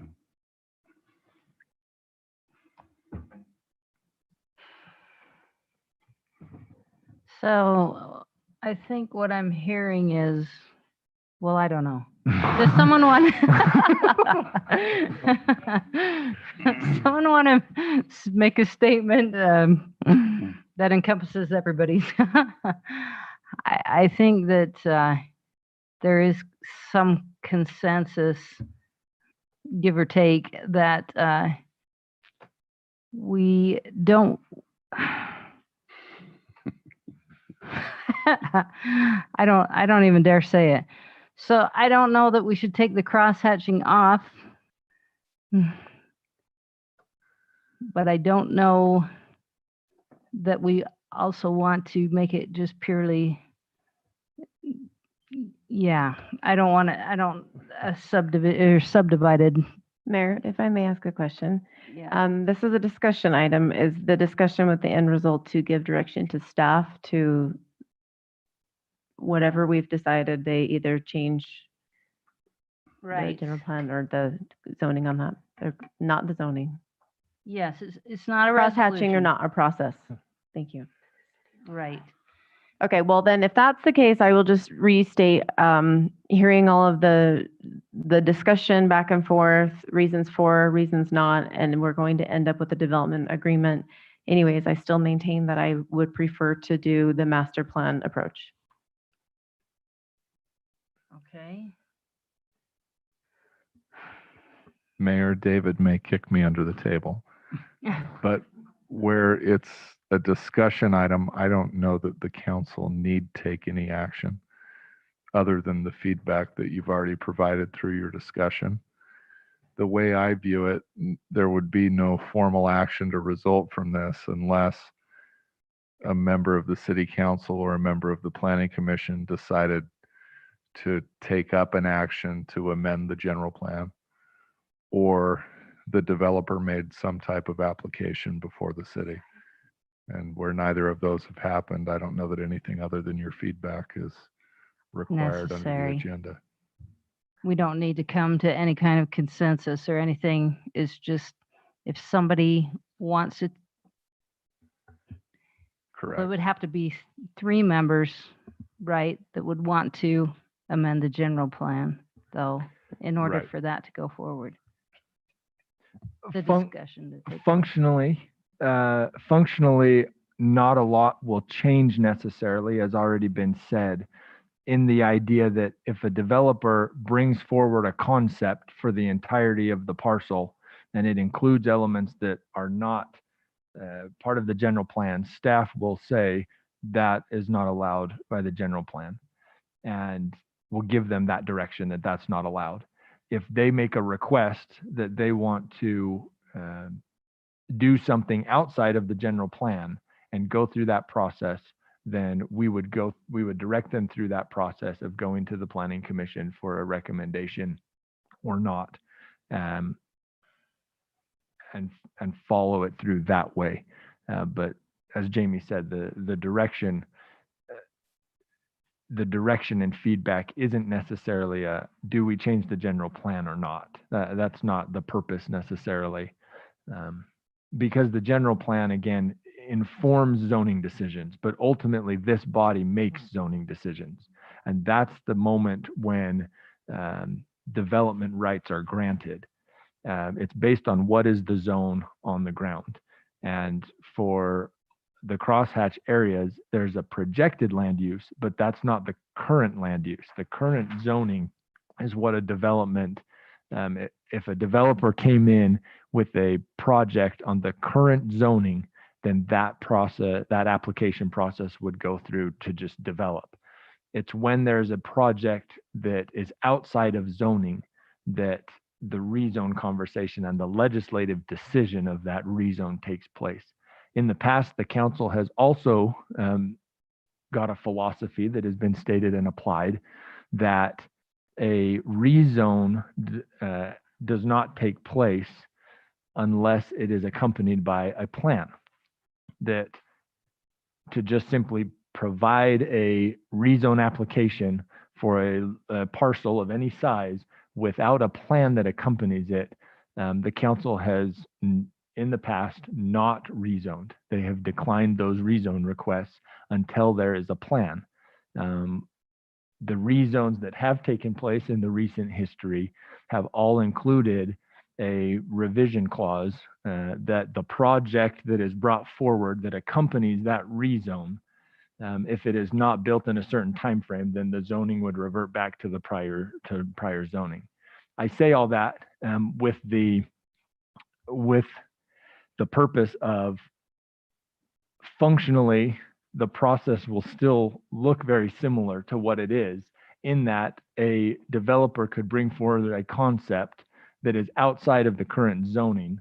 For example, bringing forward a desire to put residential on a current agriculture zone with commercial highway as the underlying projected land use zone. And they can make that request, and the council simply has to consider that legislatively, whether they would accept that or not. Does that go to the planning commission first? We can tell them to go to the planning commission first. I just didn't know if there was a proper procedure. It should go to the planning commission first, yes. But if they request Oh, they beyond should that definitely. to go to council first, then Well, we will take them to the planning commission first. And if you remember, we did that with the projects that have come forward with concept on both of these properties. Okay. And those then Changes. came to the council after. And again, that functionally doesn't change a whole lot, but that is the process. And that is a process outlined by state code. And that's how that works. If somebody wants to do something outside the current zoning, that is the decision-making process that ultimately the council is the decision-making body to do anything out to change zoning. That's what I'm stating. Thanks, Dave. all right. Do we need to have more discussion on that, or do we just, Need to? I don't know. I think we've gone around quite a bit on that, but. yeah, yes, we have. So are there any other comments on this item? I guess if we leave it at this, then what? If we leave it as it is right now, then. I mean, if we leave this discussion here, then what? Then the Nothing- council nothing has to make a changes? decision when projects come forward of whether or not they will allow a zoning change. That becomes a legislative decision about zoning change. And for the crosshatch properties that bring in a large concept over the entire parcel, that's no different than whether it was subdivided off and there was a half that size or a third that size parcel or project that they brought in and said, here's my desire to put something outside of the current zoning and or projected land use zoning. The process would be the exact same. but the council just has to make those decisions as they come. It would be the same with or without the crosshatch. That was my whole point. It doesn't change. I feel like that if we go and recognizing that property owners could subdivide at any time, as Blair mentioned, but if we went the subdivision route, then we lose the ability for these things that that all of us love about South Weber is this community, right? And if we have a master plan that allows us for community space in there, if we subdivide it, that will not happen. So I want to make that clear too, that if we just say, all right, we'll just subdivide everything, then the likelihood of us getting a community space as part of a development is very small. So would I be right in saying that leaving the crosshatch on gives us more options? Yes. Can I get some Maybe feedback? more, can I amend that? More is probably not the right answer. Different. There are different options. That to the idea of trade-offs, there are different things that you get with that than with the other process. So more or better is, I think, a little bit subjective.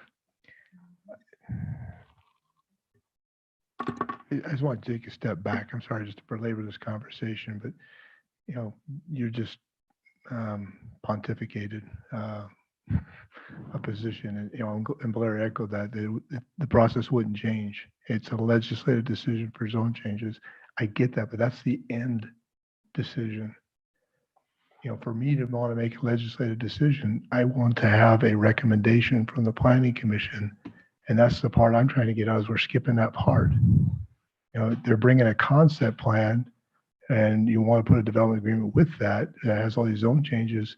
And if we agree to that, it's almost like rubber stamping. But that's where I'm getting confused. At what point in time, if they want to come with all these plans and zone changes, shouldn't it go to the Planning Commission? Shouldn't they vet it? Shouldn't they have a public hearing? And shouldn't that then weigh in on their decision? And then they can recommend to us, the legislative body, hey, we think this is a good change, despite what the general plan says or not. And then we can weigh in and make that decision. But if we're doing the development agreement with a plan and we say, yeah, we like that, we think that's a good development agreement, good plan, here, Planning Commission, you go run with it. We basically just handcuffed them and handcuffed the public. And I think that's the problem I'm having a hard time with. Is I don't disagree with what you and Blair are saying, but I think it's out of step. I think I have a remedy for you. And here's the change. If you're trying to identify where's the change is that when a developer says, I'd like to do something outside the zoning, and here's my concept, then we would suggest, or we would say, then your process is to submit a rezone application. You submit a rezone application with your concept, and that would go through a public process that is defined by a rezone application process that would go forward to the Planning Commission. And the Planning Commission would have not a full plan, but they would have a concept plan. And they would then make a recommendation on a yes or no for a zone change. And then that legislative decision would come forward to the council for a zone change. That shouldn't cost an arm and a leg. Going back to Quinn's good point that, they spend all this money and they come up to us and we just say, no, that shouldn't cost a developer that much to put it to that process, right? We haven't asked them to go through and give us final documents or anything of that nature. The only thing I would say to that is we have asked for a preliminary plan to come with a zone change. So we have asked them to put in a lot of time and money to create a plan. We have not done it at the concept stage. That's the difference.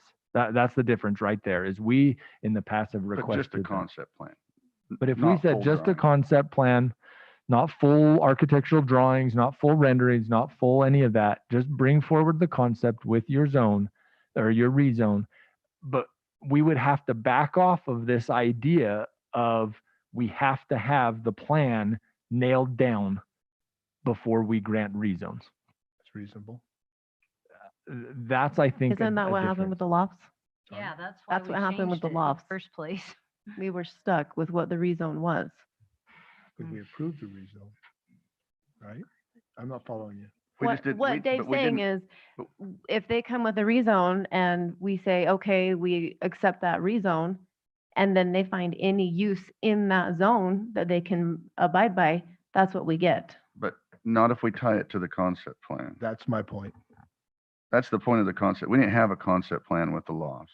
That's my point. And the point was to tie it to the concept plan so we can, and with a revert clause to get out of that when the rezone was made. Yes. And the one, I mean, this was, I mean, when we talk about the one proposal we're talking about, it did go through planning commission, maybe not with the current members.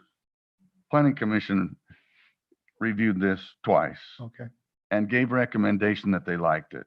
I mean, it did go through some steps. This just didn't come straight to us. So where that's been missed, I don't quite, I mean, yes, it didn't go through a public hearing, it didn't go, but it did get recommended that they liked the concept. Maybe not, it was a different planning commission, but it did go through those steps. It did not go through all the formality, but that was some of our choice because we wanted to nail down what we would accept. So, Well, and I feel like the planning commission didn't like it. They told them to go back to the drawing board, which is when the developers, in frustration, I think a little bit, and duly so, were like, what are you guys going to let us have here? you're right. So I would like to get feedback from each council member regarding adding this to some code, because a lot of this could be written, I mean, a matter of, again, as Blair said, it would go through the planning commission, it would come to us, but it gives us all the ability to have this really hit everything that we want. Just looking at some things, you can put in the landscaping plans, you can put in this site plan, the architectural plans, how much open space will be required, an amount of density with a percentage that the planning commission could go up to or down to with a cap on it, so it's all within reason. Maximum building heights. I mean, there's just pages of things that we could do that would protect us, that would help us prevent what happened, with these developers coming to us and us saying, no, sorry, and starting all over in that frustration. It's all written there in code. It's been through the public hearing process. It's been through the planning commission process. It's been through the city council process. And we all know what we're going to get because we helped create it. Not on a whim in a council meeting during a presentation, but it's been in code. And I'd really like to get some feedback on if that's something that we think we should do both for master planning and for development agreements, which, as I stated, most cities have processes for this in their code, and we do not have anything codified, whatever, on either of those two things. To Haley's point, if I may add, I think there was some concern at one point, and maybe still is, I'm sure still is, with our current allowed uses. What's permitted, what's conditional in all of our commercial zones and even our residential zones. And thus we started the process of the code committee looking at that. My impression tells me that if the council was more comfortable with the allowed uses in our zoning, then the idea of a rezone is not so scary. Yeah, that was the point of doing what we're doing. And we're already in process with the commercial highway zone. That has already been noticed and gone through the planning commission. It's at the planning commission level right now. They continued the item in their last meeting and are continuing to work on a recommendation of approved and allowed uses in the commercial highway zone. The code committee has already worked, and I'm stealing Wayne's thunder for his report, but the code committee has already looked at all of the zoning and all of the allowed uses, both permitted uses and conditional uses in all of the zoning. And that is very near coming forward through the process to be changed. And maybe that's the missing piece. Maybe not the only missing piece, right? Because there's additional layers there that I think Haley is spot on about. But I do think that once we can talk through the allowed uses in the various zones, then that idea of zoning takes on a different perspective or a different flavor.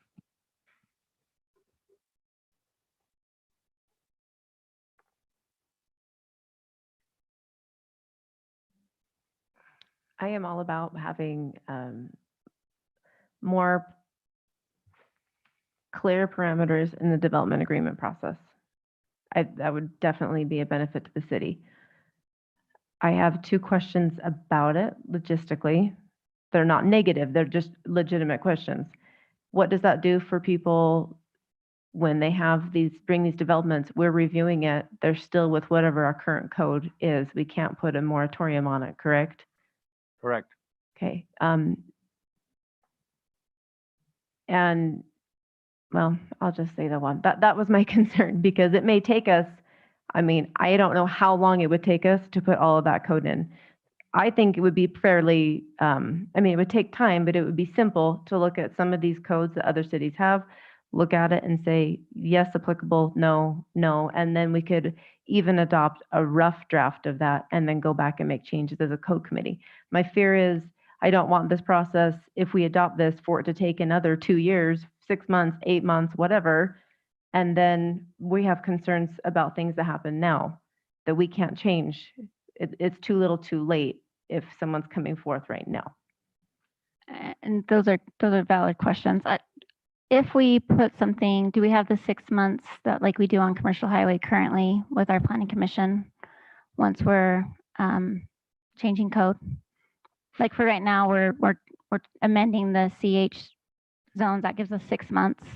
Right. So once it is noticed to the public that the council is considering code changes, then the council has 180 days, or the city,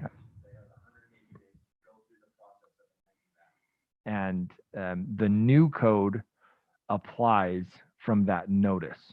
So just to cut you off there, my thoughts to what you're saying is you're right. It may not be in time for these developments that are coming forward to us now, and we're going to have to work with those with the parameters we have set. But it's better late than never. Let's just go ahead and get started on it so that if this doesn't work out or whatever happens with this, we're going on it. And for whatever future developments, the process is in place. Because I think we're so focused on what's happening right now and how it won't matter to right now. Let's just get it going for what happens down the road.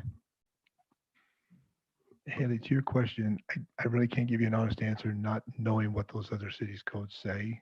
I guess I'd have to take a read of it and see what's going on. I'm not excited about generating new code if our current codes comply or our current codes guide us to what we need to do. For an example would be if they want to put in a commercial highway in a portion, then the commercial highway code zone should apply. If they want to put in R7, that zone should apply. I don't know if we need additional code to make that happen. I think we have the codes in place. And we just apply them to the zones or the parcels that they want to apply them to. But I'm not going to say it's a bad idea because I don't know what you know. I haven't read what you've read, so I can't really say one way or the other. So I'd like to take a look at that and see if there are some aspects of that could be pulled into a current section of our code, or if we need to write a new chapter. But from my perspective, I think we have the zones in place. Apply them as the landowner wishes to apply them in a master development. I'm not going to say master plan, but in a development plan concept, and let it rule. Right now, 75 units on the acres that they are proposing doesn't work. It doesn't work with our code. It doesn't meet the ingress and egresses and things of that nature. And one of those things, just talking about ingress and egresses, that's all for residential. And now you've got this concept out there, and I'm just skipping ahead, but you got this concept out there. You got commercial and all the traffic it presents in front of residential behind it. And that complicates the amount of ingress and egress and the traffic patterns in an emergency. And our code doesn't address that. Those are the holes that I'm thinking it has to be addressed as you start going through these development agreements. And that's where the development agreement has dividends if you have time to look through those type of things. I do have them all saved, and if you want to be a big fat nerd like I am and spend your Friday nights reading other cities' codes, I will happily send it to every city council member. But I really do think that there is value in seeing, especially cities that are dealing with this, cities that are not only dealing with it now, but have been dealing with it and are prepared for it because they've more than likely learned the hard way. I will be a nerd, but I'll do it on Thursday night. Thursday night works too. I think there's a lot to be learned from looking at others. You know, I'm like Wayne. I hate to agree to something without knowing exactly what it is. Put a whole bunch of code to these properties that have so much open space and so much of this and that. I get worried that we're drawing boxes that limit what we're doing. So I'd like to see some examples, you know, and understand what we really have, you know, before moving forward on that. Okay, are there any further comments? We need to move on. Mayor, I do have one. Yeah. I will need to be excused at 10 after 9. I need to take my son down to the airport. He's leaving on his mission tonight. Oh, So I will have great. to be excused. Okay. Wish him good luck for us. Yeah, thank you, Councilman Soderquist. All right, let's move on to the Paul Gateway Development Agreement draft. Do you want to address that quickly, Dave? And sure. This is this document that was presented is a draft. There is nothing set in stone about this document. It is a working document in all respects. But it is based off of previous conversations, and that's really it. I know that you've looked at it. I know that there's a number of pieces of it that need to be discussed and need to be ironed out. If the previous conversation informed this discussion at all, hopefully it did to some level. But the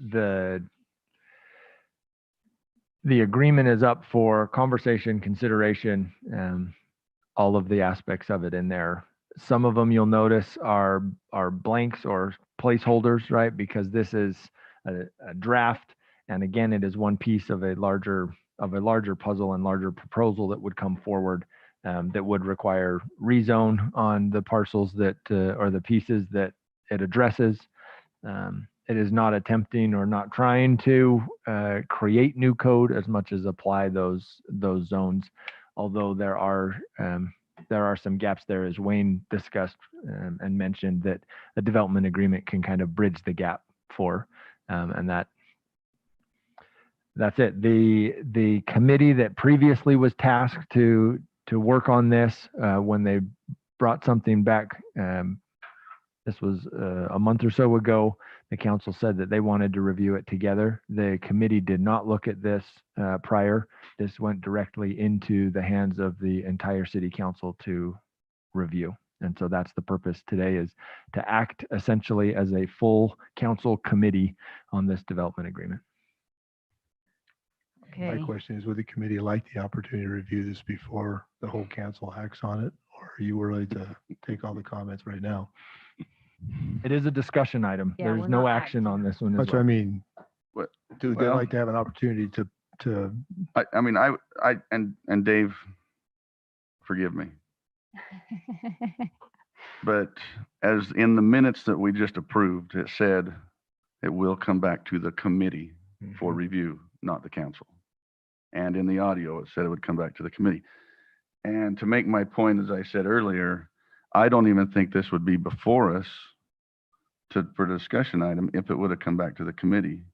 Because in our last city council, not the emergency one, but the one before, with the comments that were made, 3 of the council members were not in favor anymore of 75 units. It was 2 to 3. So this committee, I was the opposite. I'm saying the committee was taking back the wishes of the council, not what was my personal opinion, what was the consensus of this council, and it would not have been at 75. So I don't know if this even would be before us, because I don't know if the developer would have taken it and moved forward with it after that. It would have probably been at 42, and it would have had a lot of different language on the zoning based on the comments from the rest of the council. So I agree that I think committees would work better in this process so that it's not wasting our time. And yes, I think it should go back to council. I lean towards making a motion to move it to another agenda. if we want to discuss it, I don't know that it's a long discussion, but I mean, I'll let everybody make that decision. So I won't make that motion, Wayne. I appreciate the opportunity though. I think the committee should have an opportunity to weigh in on it and bring something back that they're comfortable with, but I have a few hell no's in some of the paragraphs, but I'd be happy to share those with you either offline or on public. But in any case, I think it should go back to the committee and let them have an opportunity to take another stab at it and bring it forth. I have some comments I would like to make. I wrote them up, so I wouldn't forget anything. That's Did perfect. you guys see him nodding his head like, yeah, we know you do? Okay, so I wanted my thoughts very clear and concise so everybody can understand, both my council members and the public and property owners, everything where I'm at. So, so some history that I'm sure none of us need to be reminded of, but I want on the public record so it's clear why I'm choosing the decision I am today, which is more feedback and not a decision. And I have spoken with many, many residents over the last few months, and I want to take this time to make my stance very clear. In 2019, as a citizen, I learned that the city's general plan was underway, and in the general plan, I read the following. Participation and input from residents are imperative to achieve a comprehensive plan that is reflective of the overall attitudes and desires of the residents. It has been the city's goal to obtain and integrate as much as the citizen input as practical into this update and to address all major planning issues. But at the time, I realized that I had the opportunity, and truly the biggest opportunity I would get as a citizen, to contribute to the vision of our city's future. This opportunity was open to all in the city who desired to participate, and I wasn't alone. Hundreds joined me, nearly 600 to be exact, and I'm still certain that we broke our record doing so, and not just once, but twice. I have spent the last several days reviewing those surveys. I have read every single comment that was written, all 3,914 of them, in addition to the questions that were answered. On the first survey, when asked about mixing residential and commercial, 67% were opposed and 27% were in favor. When the first survey was clear that the majority of the citizens felt that keeping South Weber a small town was paramount, we asked on the second survey what type of housing helped bring that to pass. 83% felt that densities low was the most important factor, and coming in a close second at 72% was the type of housing we allowed. Reading nearly all 4,000 comments of both surveys, there were a few key themes that kept coming up. There was concerns about high density housing, bringing in too much commercial, traffic, and protecting our small town feel. After making some revisions to the commercial zones as a council, we asked the citizens 7 months later on our second survey how we did. 64% said we still had too much high density housing, and 43% felt that we had too much commercial. Those responses are aligned with how the plan sits today. So there are many things that I love about our country, but when it comes to the way that we have set up our government, one of the items that I feel is most crucial is a balance of power. We see this balance of power most notably at the federal level, but we also have it in our own local municipal government. Councilwoman Petty brought up some of these great points at our last meeting. Property owners have rights.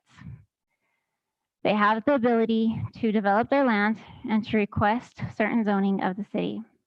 No one likes to be told what they can do on their land, and in most cases, it's not even legal for you to do so. But here's the key where that balance of power comes in.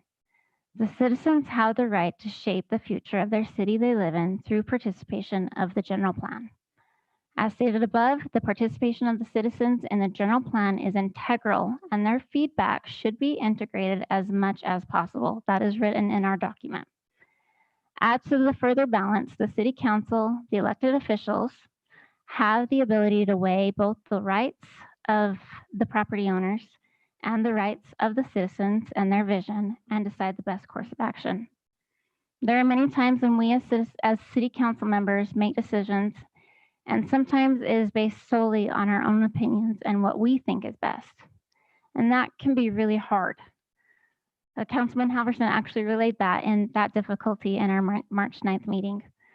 Because of the impressive general plan survey results, we have at our fingers a very large sample size of data most cities would greatly desire to have. After reviewing these comments once again, it is very clear numerous times over what a large and diverse group of people, diverse meaning people from all over the city, want for our future city. When a vast majority has clearly stated their desires for the city, I find it irresponsible for me to ignore and move forward with my own personal opinion. As an elected official, I represent the people, and I take that responsibility very seriously. The people have gone through the correct process to make sure their voice is heard, and they have spoken. Therefore, in being aligned with that general plan feedback, I do not support any residential on this property to any density.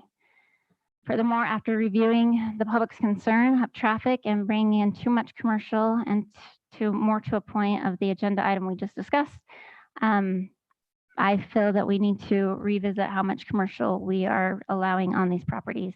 And if we are making it more difficult than it needs to be, both for property owners, for our citizens, and for us. That's all. All right, thank you, Councilwoman Alberts. Does anyone else want to make any comments?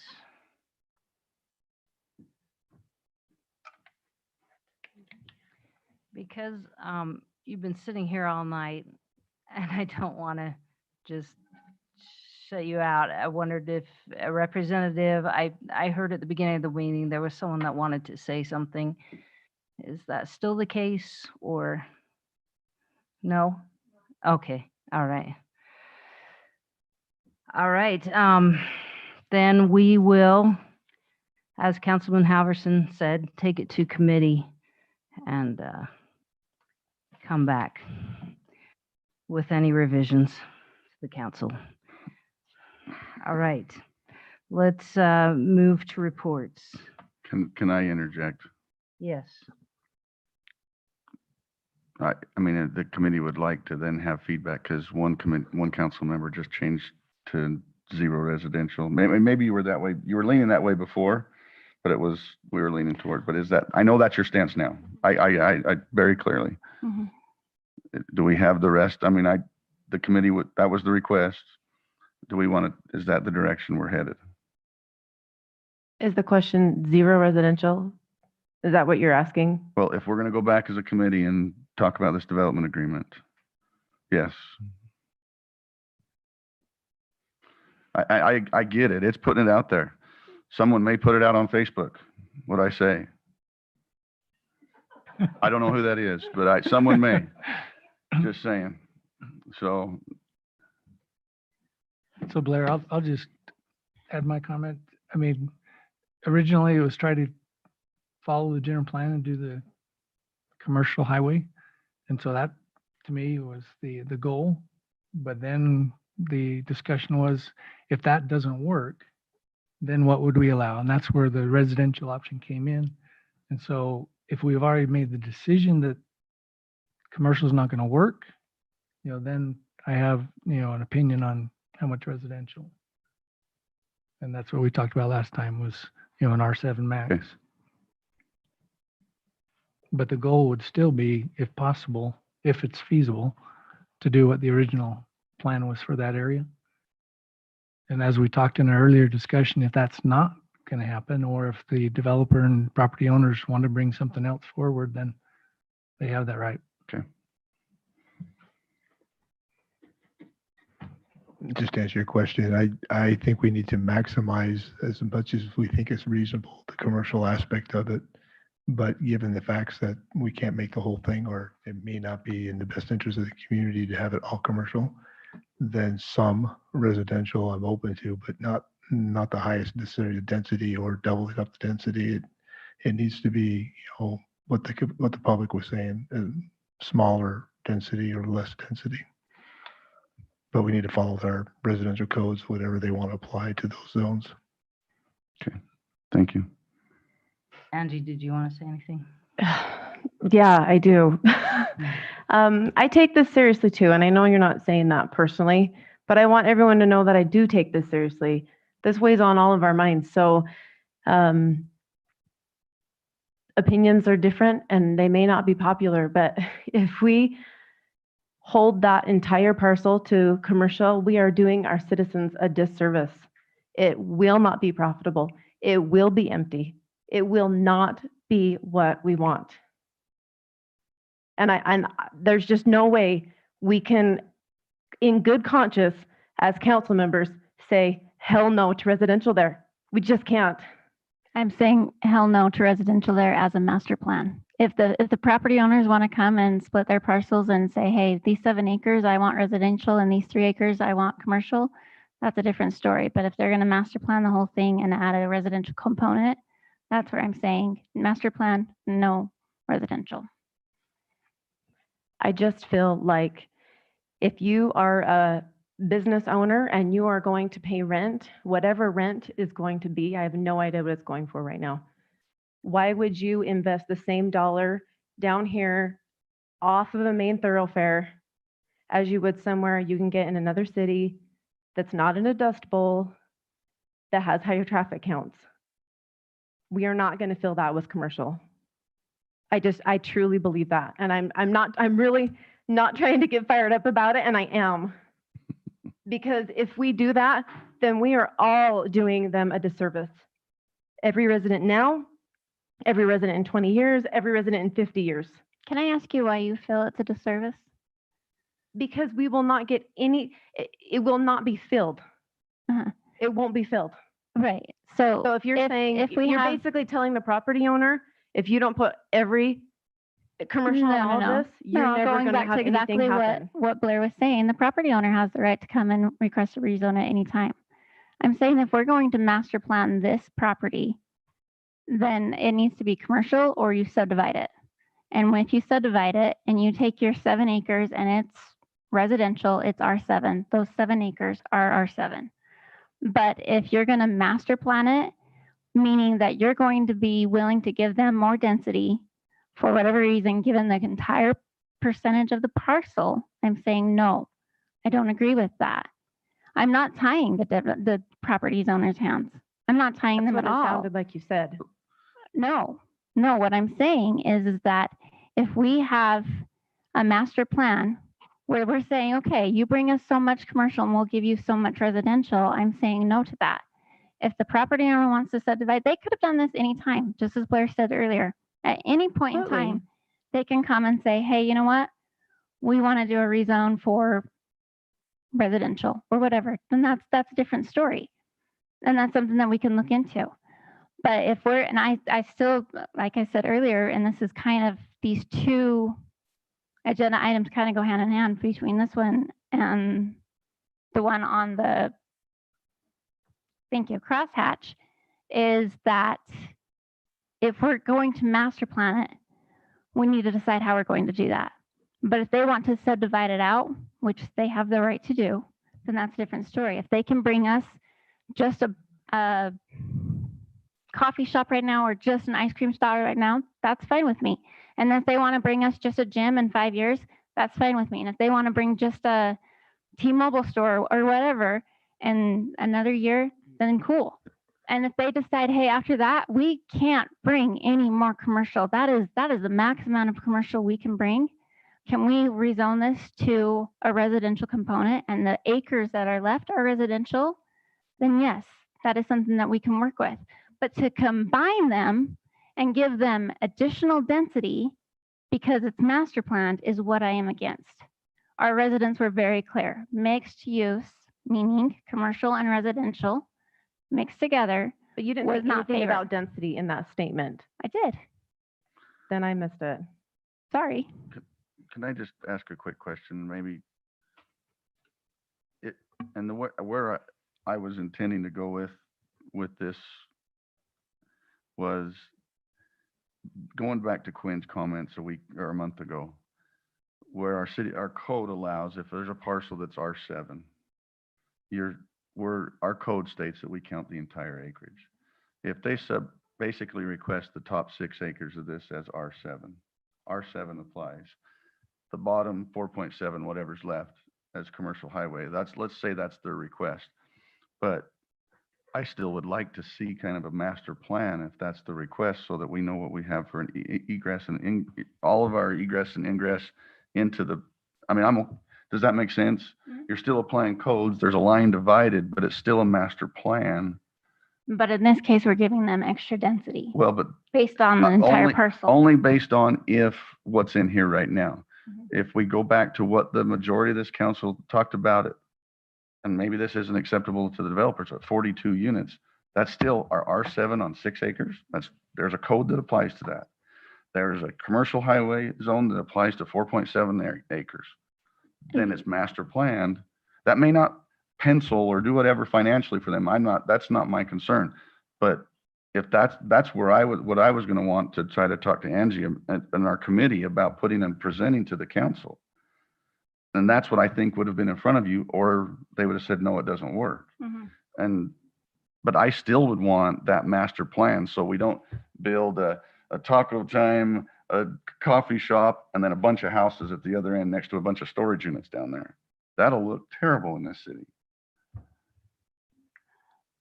Or behind it, they build all this stuff out in front.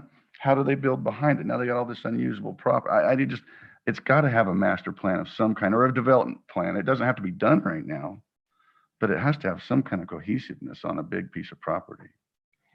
I agree with what you're saying, but at the same time, they have the ability to subdivide this out anytime, just as we mentioned earlier.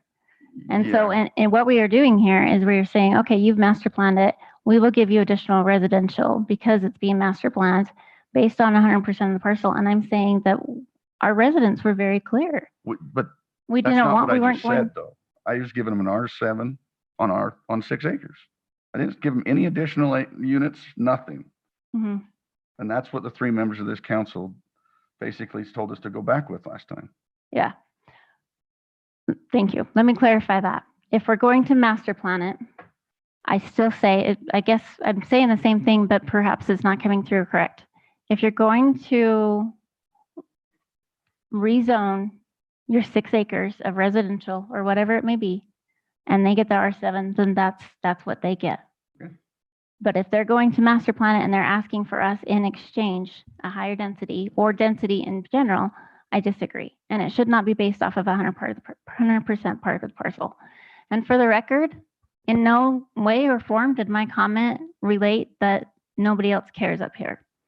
No, what makes a great council is that we can disagree, but respect each other. And I really do believe that. I think the best decisions are made when you have opposing views, because you're able to consider the cons and the pros and everywhere in between. So none of my comment was meant to be directed personally. So. All right. Can I ask a couple questions? Is that not the right meeting? I'm not sure what meeting we're looking at discussing, but. It was not an agenda item for the developer. Okay. Understanding. All right. So I guess Blair's question still stands, though. What are we taking back to committee? So it sounds like all but one are in favor of looking at some residential on that property. Well, Is that correct? That's why I asked the question to clarify, because Haley, you did say you don't think it can fully sustain commercial.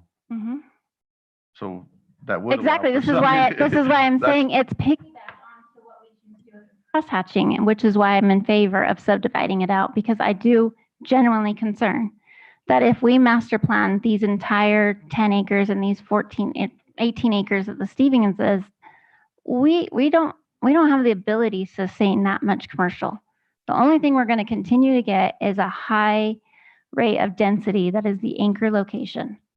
And I am saying that it would be better for the landowner, the developer, and I think the citizens to subdivide it out.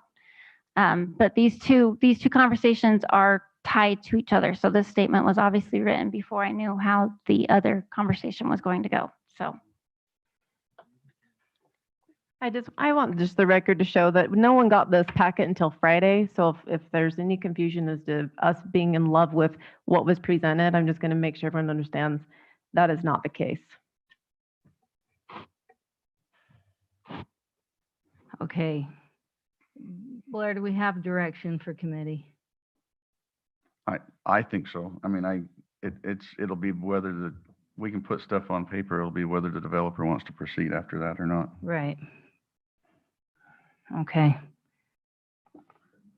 That's kind of what I thought we were going down. So that the developer didn't waste their time to give us another plan like I asked. So Yes. Okay. Thank you. And thank you, Councilman Soderquist. All right. The next item is reports. Do we have any new business? Oh, I have one. I've the new lights that we have installed for the street lights, they still do not have power. Yeah, Rocky Mountain Power is Is there? extremely frustrating. Yeah. Brandon, I think, has an update. We talked about that in I'm a little in staff nervous that we meeting. have all these lights that which is a great project, but are we going to be able to power them? Can we get an update on what's going on there? Yes. I'm working with Rocky Mountain Power, and at the point that it needs to be escalated, I will work with the mayor to see if I can get some help. I don't think we're quite there yet, but probably within, I don't know. I've got some contracts that I looked at today, so it's definitely on the top of the list. Who's dragging their feet? Is it Rocky Mountain Power? Yeah. Yes, it was. And then they got us these contracts, and now we've got to respond to that and get back to them. Jamie, sharpen your pen. You might be writing a letter to Rocky Mountain Power. What is the like from how long, who's waited the longest? Because I'm hearing different things. Are we over a year of when we've installed these lights and not connected them? Yeah, well, the lights got installed late summer last year. September. We submitted the work order for power, I think it was March or April of last year. So can I ask So you? it was mostly Rocky Mountain Power, but now they've responded. So now we have to respond. Okay. So can I ask you, when you mention it's not to the point of being escalated, what would be your point of it being escalated? As soon as we get these contracts back to them and don't get a response. Okay. Thank you. All right. Let me know if you need me to reach out or anything, Brandon. Yeah, I appreciate that. I have a couple things. I want to know, so I've talked to Dave about this, and we figure around July 4th is when the governor says that he wants to send his mask up with fireworks. And we're hoping that everyone that wants to can have a vaccination at that point. And so we're asking if the council is okay to discontinue the online public comment after July 4th. They can either come to this building or submit email, but they won't have the option to go online. We haven't used it much anyway, but we kind of like to take that off the table if it's okay with this council after July 4th. Does it cause a burden? What's the reasoning behind it is the question. It's another thing for staff to do, and we allow them to submit up to an hour before council. And so it's just kind of, another thing, and the Yeah. timeline's difficult. Yeah, there's steps that are taken, right? Anybody that registers and says they want to provide comment through Zoom, and it hasn't been taken up a ton since we've done it, right? It hasn't been a highly used service necessarily, but we have to wait until that 5 o'clock deadline for people to register and then get notice to them. And at times, just with other schedules and preparation, that hasn't worked out very well. But we've gotten that information to everybody every time. We haven't had issue with that necessarily. It's not a large burden. It's not a big burden. It's just a process. I kind of feel like, if somebody wants to comment, then coming down to the council chambers and making it in person is, it shows that they really have a vested interest in it. As long as you don't have more than 50 people in the room, why not? My question is, why do we have to wait till July 4th? I think the idea was whether we're tying this to COVID and whether people are concerned about public gathering space, essentially. And if that's the justification of why we implemented the Zoom online option, then to discontinue that before everybody has the opportunity for vaccination. That's the Also, logic. Vaccinations, in my understanding, were made available for 16 and up. I'm going to say the end of March. Okay, don't quote me on that, but near the end of March. So what's a reasonable time frame for everyone who wants them could get them? So I'm thinking, we can probably go to the end of May.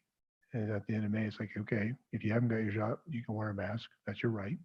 But we don't have to continue to have the online use. Give them a reasonable amount of time, whatever we think that is, and let's just discontinue it. Let's go back to where we were, but give people the opportunity who want the vaccination to get it. And then those who haven't, that want to make public comment, they can still come down here, but they just need to take their own precautions. I guess maybe I'm being cold, but that's my feeling on it.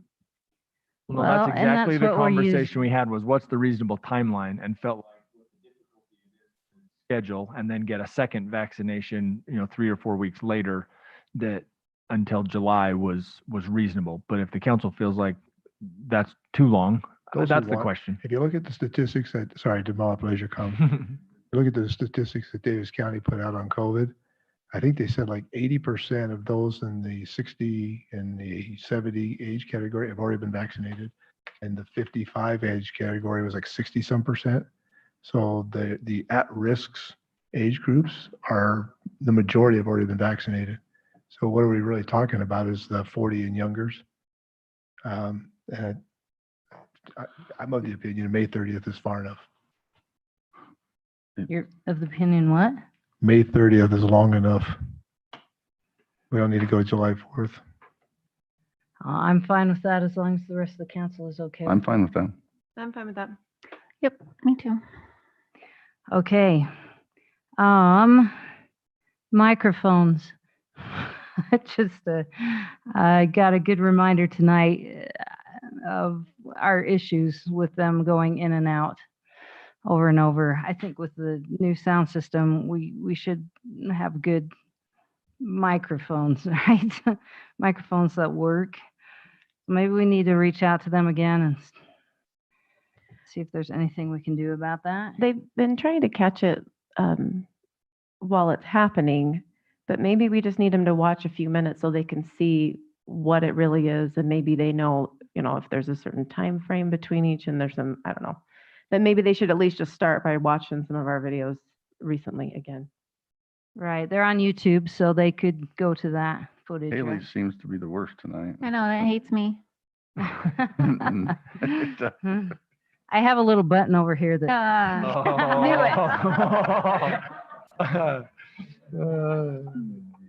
Right.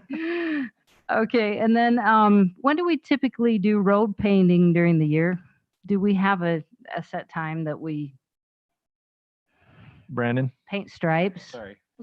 Road striping, is there a typical time during the year that's done? A typical time? Like, you mean the Public Works has Yeah. some kind of project that they're doing? Yes. Not that I can respond to. Okay. That would be more of a question for Mark. Is there a request? Well, there's been many requests over the past few months, and I'm just wondering if those are getting back to Public Works or if we need to make that more of a priority. 475 East next to South Weber Drive, I don't think it still has striping on it. The bottom of 2100 East next to South Weber Drive, we had talked about doing striping there. And then we also talked about the intersection at the frontage road. That's 2700 East, correct? And South Weber Drive. Those are the ones that I can think of. Right Did you say 475? Yes. Okay. Yes. So 475 is on the list to be paved this year. So we will address the striping with that. Okay. And then we can certainly add these other areas just into our plan and get them done. That would be great. Okay. Any other new business? Mayor, may I ask one more question? Sure. Do we have all of our signs for the soccer complex in now? I saw we have our directions. Do we have our no parking? No, the no parking ones, again, still trying to get with UDOT to have them approve those locations that we've suggested. Okay, so have we gotten them in stock then? Yes, we have them. We have them. We're need just to waiting for get the approval. UDOT to, So, and Yep. it's just the no parking one. We have all the direction ones all the up and- direction ones are posted currently. Okay, thank you. Just the no parking ones. Do we still need to visit the concept of putting speed humps in? That was once suggested, and are we gonna get these I signs? think public safety was gonna take that up. We just haven't met yet. Okay. And not speed bumps, but speed humps, like 10 feet, 12 feet. I think there's a song for that. There is a song about that. Okay. I will say in the budget, there's that will come forward on the 27th, but as the committees have worked on it, the flashing speed limit signs for Old Maple Farms there is part of that, but yeah, public safety will take that up. Thanks, Blair. You bet. All right. Let's move to reports. I had a meeting with Wasatch Integrated Waste, and they are still scheduled to begin construction of the final cover of the second tier in the cell of the landfill located directly adjacent to South Weber City in July of this year. Afterward, activity at the landfill will move to the cell furthest away from South Weber City. So that will be nice. Just to note, $65,000 has been accumulated from residents and businesses in this community to go toward the additional 4 pickleball courts at Canyon Meadows Park. So I want to thank everyone for their generous donations for that. I wanted to give a shout out to Haley and Angie for the Easter egg hunt week before last, or was it last week? Week before last. And the Youth City Council, because they put a lot of time and energy into that, and they did a great job. So thank you. All right, and then just to know, all council members and their spouses will be attending the ULCT Spring Conference in St. George this next week. We look forward to bringing back a bunch of new ideas that hopefully we can implement in our city. So that's all I have. Let's go to Councilman Windsor. I get to go first. First, can I make a recommendation as well for the May 30th? We get rid of these. Oh, geez, do we have to Partitions. wait till then? I can't even see Is there a motion there? because of the light. We can remove them tonight? It's a safety thing. Thanks, Blair. Appreciate you looking out for me. I want them bigger. I thought that's why you two I may be small. I am feisty. For finance admin on Quinn's behalf, we're gonna be meeting this Friday. I haven't got the agenda by, we'll report in 2 weeks what we talk about. I think it has something to do about personnel, positions, stuff of that nature, new positions or something like that. So I don't have the details, so I can't really report on it, and we'll provide that later. On the Municipal Utilities Committee side, the lights on the off-ramp, Ed made a request about 6-8 weeks ago. They have been out. They're still out. Is that a Rocky Mountain Power issue as well? No, that is our own staff getting to that. So I have followed up with them within the last 24 hours on that to make Thank that a you. priority. Can I just add though that at least when I talked to Mark about it, he asked me to figure out a numbering system or something, because when people say the lights are out, he's not quite sure which one it is, and the only way to find that out is to come back at night and figure it out. So we're working on ways to help all of that be more efficient. Okay. Well, there's about 4 or 5 of them on that off ramp that southbound. northbound off ramp of 89 on South Weaver Drive. They've been out for about 2 months now. They were back on, but they've gone out again. There was an issue with water in the conduits and some wire, and I wonder if that's an issue, but in any case, Code Committee, on behalf of the Code Committee, we want to extend an apology to the Planning Commission for the way in which the information exchange transpired last Thursday. They struggled with the information we provide them. We're going to learn from that. However, we do have a half dozen documents that we are now scheduled to roll out both publicly. We're going to put a link on the city's website, as well as a copy is going to be given to the council members as well as the Planning Commission of the definitions, all the definition updates. There's going to be a red line version and a clean version. The Title 10, Chapter 5 code, all the uses, both permitted and conditional uses only. And this will all be accompanied with a background memo, a matrix, we're calling the land use matrix, that summarizes all those land uses, both a red line and a clean version, as well as, what's the last document I'm thinking about?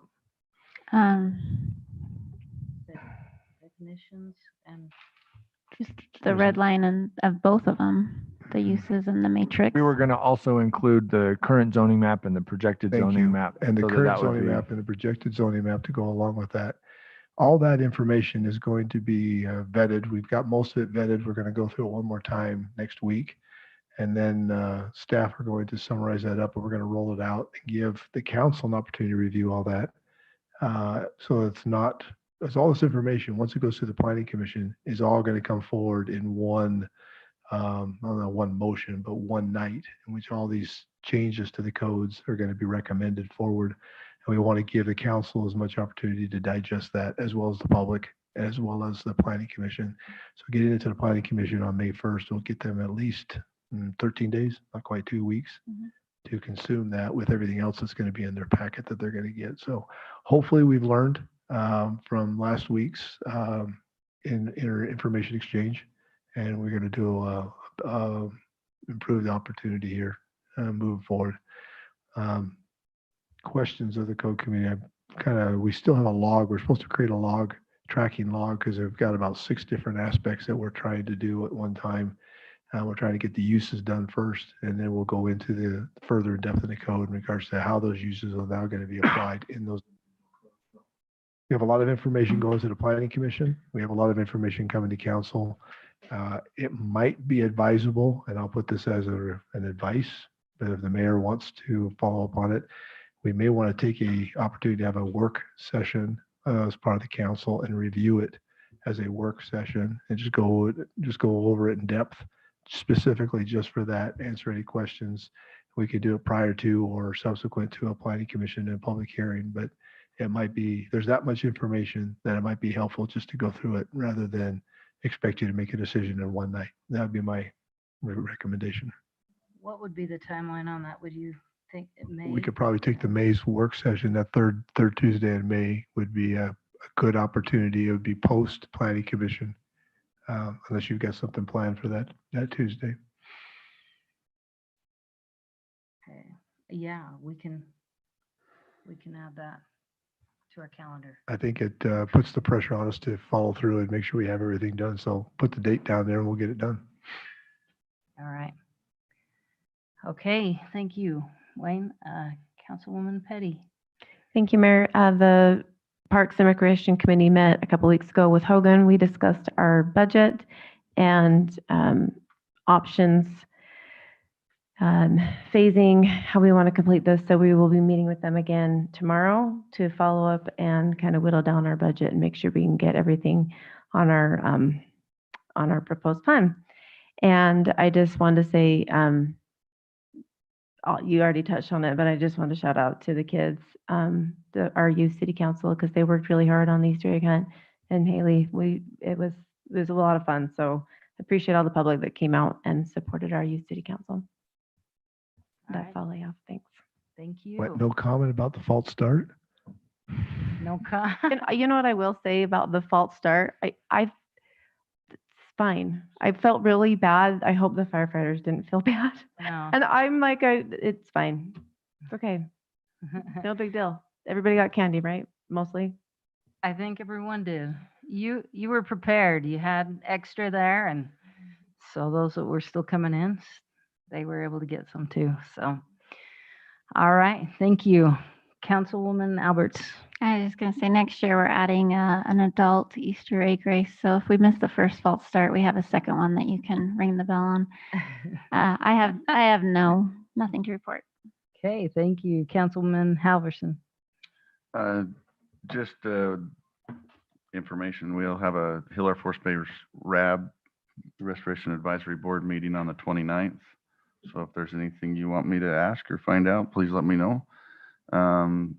And then I was asked by one of my neighbors, and I don't know why, garbage is still picking up tomorrow, correct? They've heard there were notices going out with the winds that the garbage is not being picked up. They picked mine up today. I thought so. I didn't think, so that's. Yeah, I have not You had heard not anything. heard that, okay. All right, I will let them know. Other than that, I have nothing to report. Okay, thank you. Dave. Documents were signed today on closing of Public Works property. It's a lot of work for that one statement. You guys did really good. Yes. Thank you for your hard work. We have received a response from UDOT as far as the speed limit study. Just had some email exchange back and forth about that. And so I will forward that on to the council so you can see what they're saying. The long and short of it is they don't want to change it. They did a study very recently, actually, that verifies the current speed limit. So I'll send you that information so you can read through it. I pushed back quite a bit on it. I was frustrated by the response and some of the logic and reasoning. So I'll send that to you so you can see it.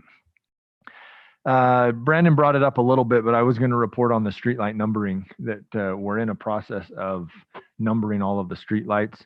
And so if you see on the bottom, and it's not all out yet, but some are out, on the bottoms of the poles, you will see a little white tag that SWC and then a 5-digit number. And so it would be helpful moving forward, again, as Brandon said, when a streetlight is out, if you can refer to numbers, great. But really, the quickest way to deal with that is to call City Hall and get that information to Public Works or to report a problem on the city website. But I'm happy to take those and forward those on as well. And then just a reminder that the Utah League of Cities and Towns conference is next week. And so I will be there for the UCMA conference the 2 days leading up to that, and we'll be in St. George the whole week. And I know the council is involved in the remainder of that week for the league conference. So that happens annually, and looking forward to the training and information that'll come there. Do you know if they have those classes available online as well? I don't believe they do. They don't? Okay, just curious. All right, thank you. Jamie, did you have anything else? No, nothing to report. Thank you. All right, Brandon, anything? No. Sherry? Nope. Okay, Michelle? Lisa? All right, then if that is all, I will entertain a motion to adjourn. Move to adjourn. Second. All in favor? Aye. Aye. Aye. Any opposed? Meeting is adjourned.